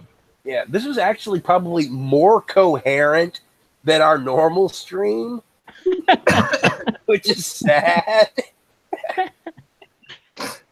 The irony is real. Yeah.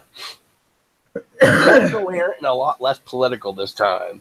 Well, anyway, thank you for joining, and probably end up doing this next week.